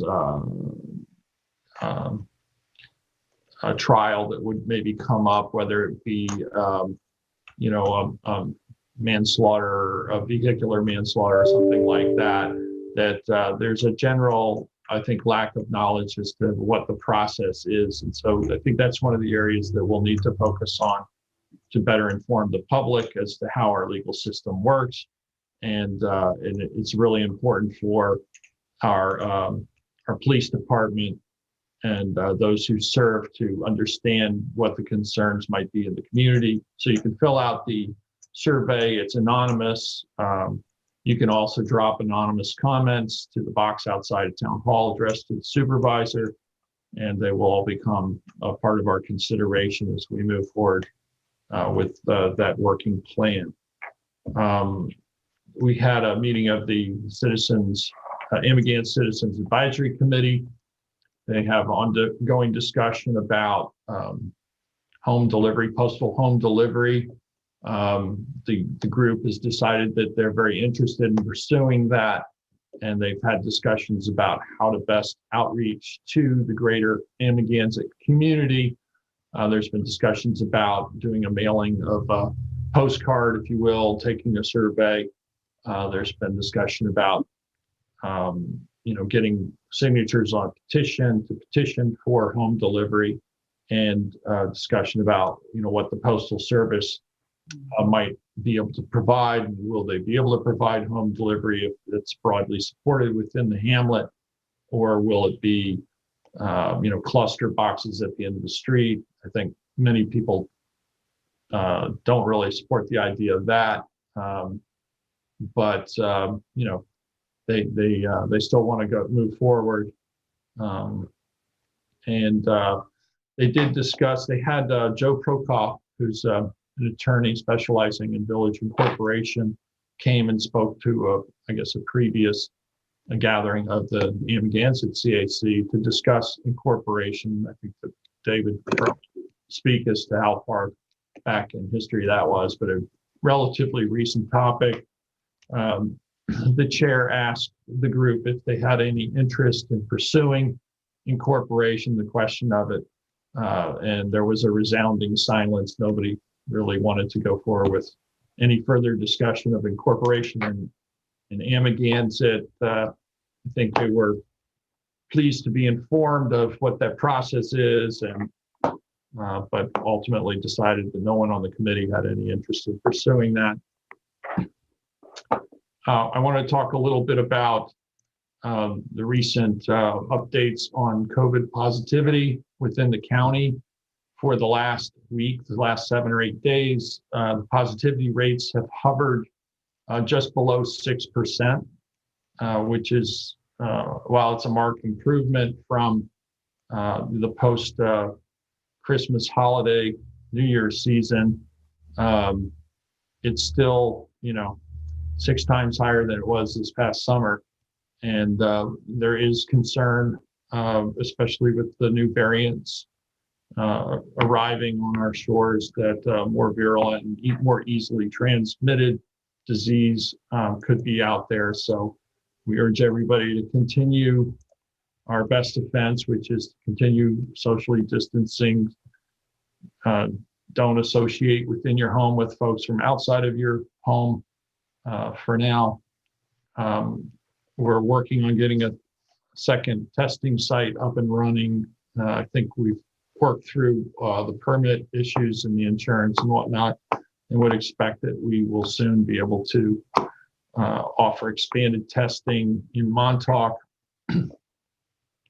We've been working on preparing the vaccination site. As I said in my State of the Town, I wanted to make the CDCH building a dedicated vaccination testing and potentially testing site, but we've really been focusing on vaccinations and been working with Councilman Lease to prepare that building, and we are ready to go now. What we're really waiting for at this point is vaccine. David's going to share some photographs. So this is the CDCH building. You can see we've numbered each of these rooms, developing flow through the building that's both efficient and safe. We have signage showing the various rooms as they'd be used. This would be a vaccination room. Again, notice the spacing, whatnot. This is not a typical vaccine in that once you have the vaccine administered, the vaccination sites are required to observe those receiving the vaccine for 15 minutes time. So we have a number of classrooms set up. Here is one of the supply rooms. You can see the hand sanitizer stations. We have sharps boxes, gloves. We have thousands of gloves, masks, gowns, and face shields. We have the UV sanitizers as well. As you see there's 3 items in the background that sanitize through UV light. They're very effective. Can do a whole room. We have pharmacy grade refrigerators and freezers with the generator backup power, which is a requirement to receive So we've gone through all the various protocols and requirements to put up a dedicated vaccination site in compliance with state and county health departments. At this point, we've also reached out for the last several weeks requesting volunteers to help us staff this location. Once we do get vaccine, we've had a really robust response. We have a number of physicians that we've been working with, the East Hampton Healthcare Foundation, and we're very fortunate here in East Hampton to have a number of people who are quite talented and skilled across many different vocations. We have medical data and technology company owner who's volunteered to assist us with reporting requirements and putting together perhaps a dedicated website for scheduling a vaccine. One of the biggest problems with vaccine distribution has been the really difficult scheduling aspect. In addition to that, we have individuals who have experience in promoting huge events, the New York City Marathon being one. This is a person whose expertise in logistics I think will help us a great deal. So we also have numbers of volunteers who are certified to give vaccine. We have registered nurses. We have volunteers who are prepared to help us with the clerical reporting, as well as just traffic and circulation. And we're in contact with the county, who, as I said at a previous board meeting, I've had conversations with the county exec directly, and also with his staff, as well as the state governor's regional office, discussing about vaccine distribution, letting them know that we have this dedicated site, that we're ready to give vaccine, and we simply need the doses delivered. And to try and effectuate that, we've been in contact. I'm encouraged and believe that we will soon get some vaccine. It's still extremely limited in terms of its supply. I don't think we'll have large numbers of doses available, and there will be constraints on who we will be allowed to give vaccine to.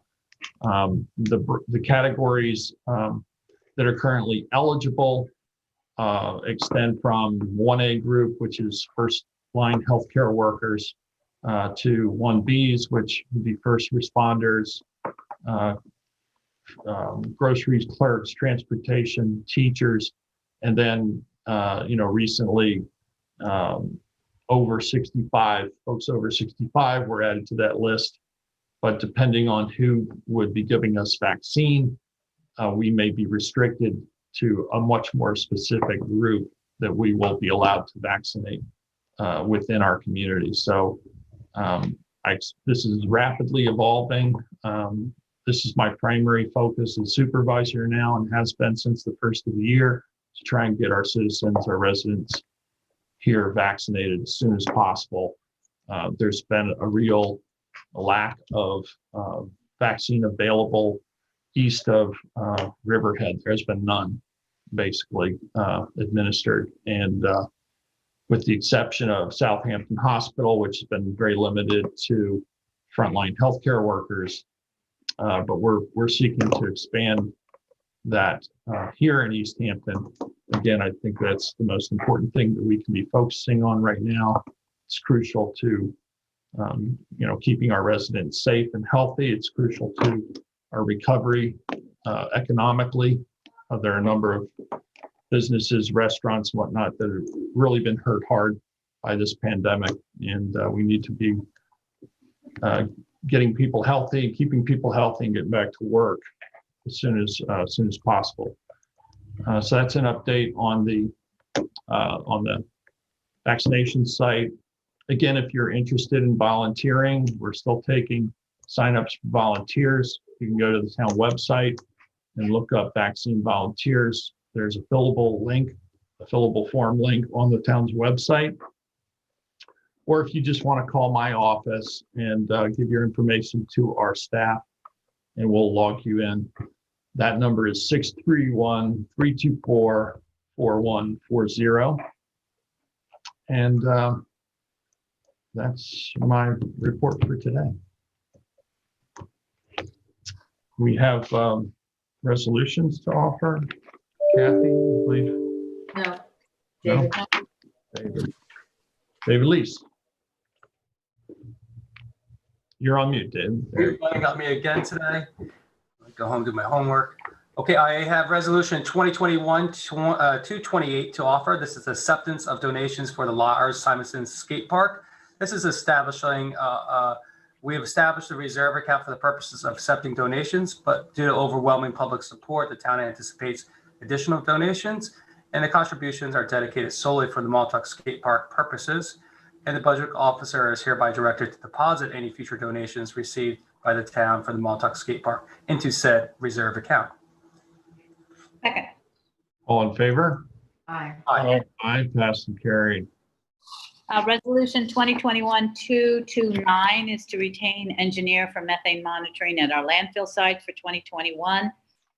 This is to install various methane monitoring wells at and around the Springs Fireplace Road landfill and the Montauk landfill. And FPM Group is hereby retained to perform the methane monitoring services, and at a cost not to exceed $54,320.40 for the Montauk landfill, $55,221.30 for the Springs Fireplace landfill. Second. All in favor? Aye. Aye. Aye, passed and carried. Resolution 230 is to accept a road improvement contribution at Wellbone. The applicant is Richard J. Flood at 16 Hawthorne Avenue. The security is for $10,800. Second. All in favor? Aye. Aye, passed and carried. Resolution 2021-231 is to retain computer professionals in the Justice Court. They've submitted a proposal in 2021 on a renewal option at mutual consent for an annual cost of labor at $2,500 with additional labor to be paid of $100.75 an hour, as received in an August 7th, 2020 proposal, and the resolution retains them at that. Second. All in favor? Aye. Aye, passed and carried. Resolution 232 is to amend Resolution 160 to authorize payment of the 2020 invoice. Result that 2021-160 hereby amended to reflect the correct budget account. And that's for central printing and mailing of public information. Second. All in favor? Aye. Aye, passed and carried. 233 is to retain Clark Marshall for the Mr. appraisal. Supervisor, actually, so we don't have to do like a resolution like the one before. This actually has the wrong title on it. Should be retained Patricia Parsons, appraisal of property at Long Lane, East Hampton. My apologies. I must have cut and pasted from another resolution. Patricia Parson. Right. Okay. I'll entertain a second as corrected. Second is amended. All in favor? Aye. Aye. Aye, passed and carried. 234 is to amend Resolution 2021-218 budget modification, and that is moving $15 from furniture and fixtures to $15 in travel and dues. Second. All in favor? Aye. Aye, passed and carried. Michael, do you have any callers on the line? There were No, we two do more not. resolutions. Oh, I'm sorry, I don't. Carol sent an updated agenda with resolutions 2021, 235 and 236. I have them here if you want me to go. I have 2021-235 is to approve the agreement for the East Hampton Road Sag Harbor Fire Protection District for calendar year 2021. Second. All in favor? Aye. Passed and carried. Resolution 236 is to approve Promised Land Fire Protection District Agreement for 2021. Second. All in favor? Aye. Passed and carried. Do we have any callers on the line, Michael? No, we do not. Do we have any other resolutions to offer? Do we have any items to discuss in executive session? We do. I move that we go into exec session for a personnel discussion relating to the assistant planning director position and to discuss the proposed acquisition of real property. Second. All in favor? Aye. Aye, passed and carried. It's 3:05. Shall we get together in the next 10 minutes or so? I'll send a link. Or do you guys want to take a lunch break and come back? But it looks like everybody else is at home. Yeah. We can eat during the exec session. Okay. And keep going. That's okay. Sure. Sure, yeah. Okay, great. I did bring a lunch today, so all set. All right, so I'll send the link shortly. Okay, thank you. Thanks very much, everyone. Stay safe and be well. Yep, Mike. Bye now.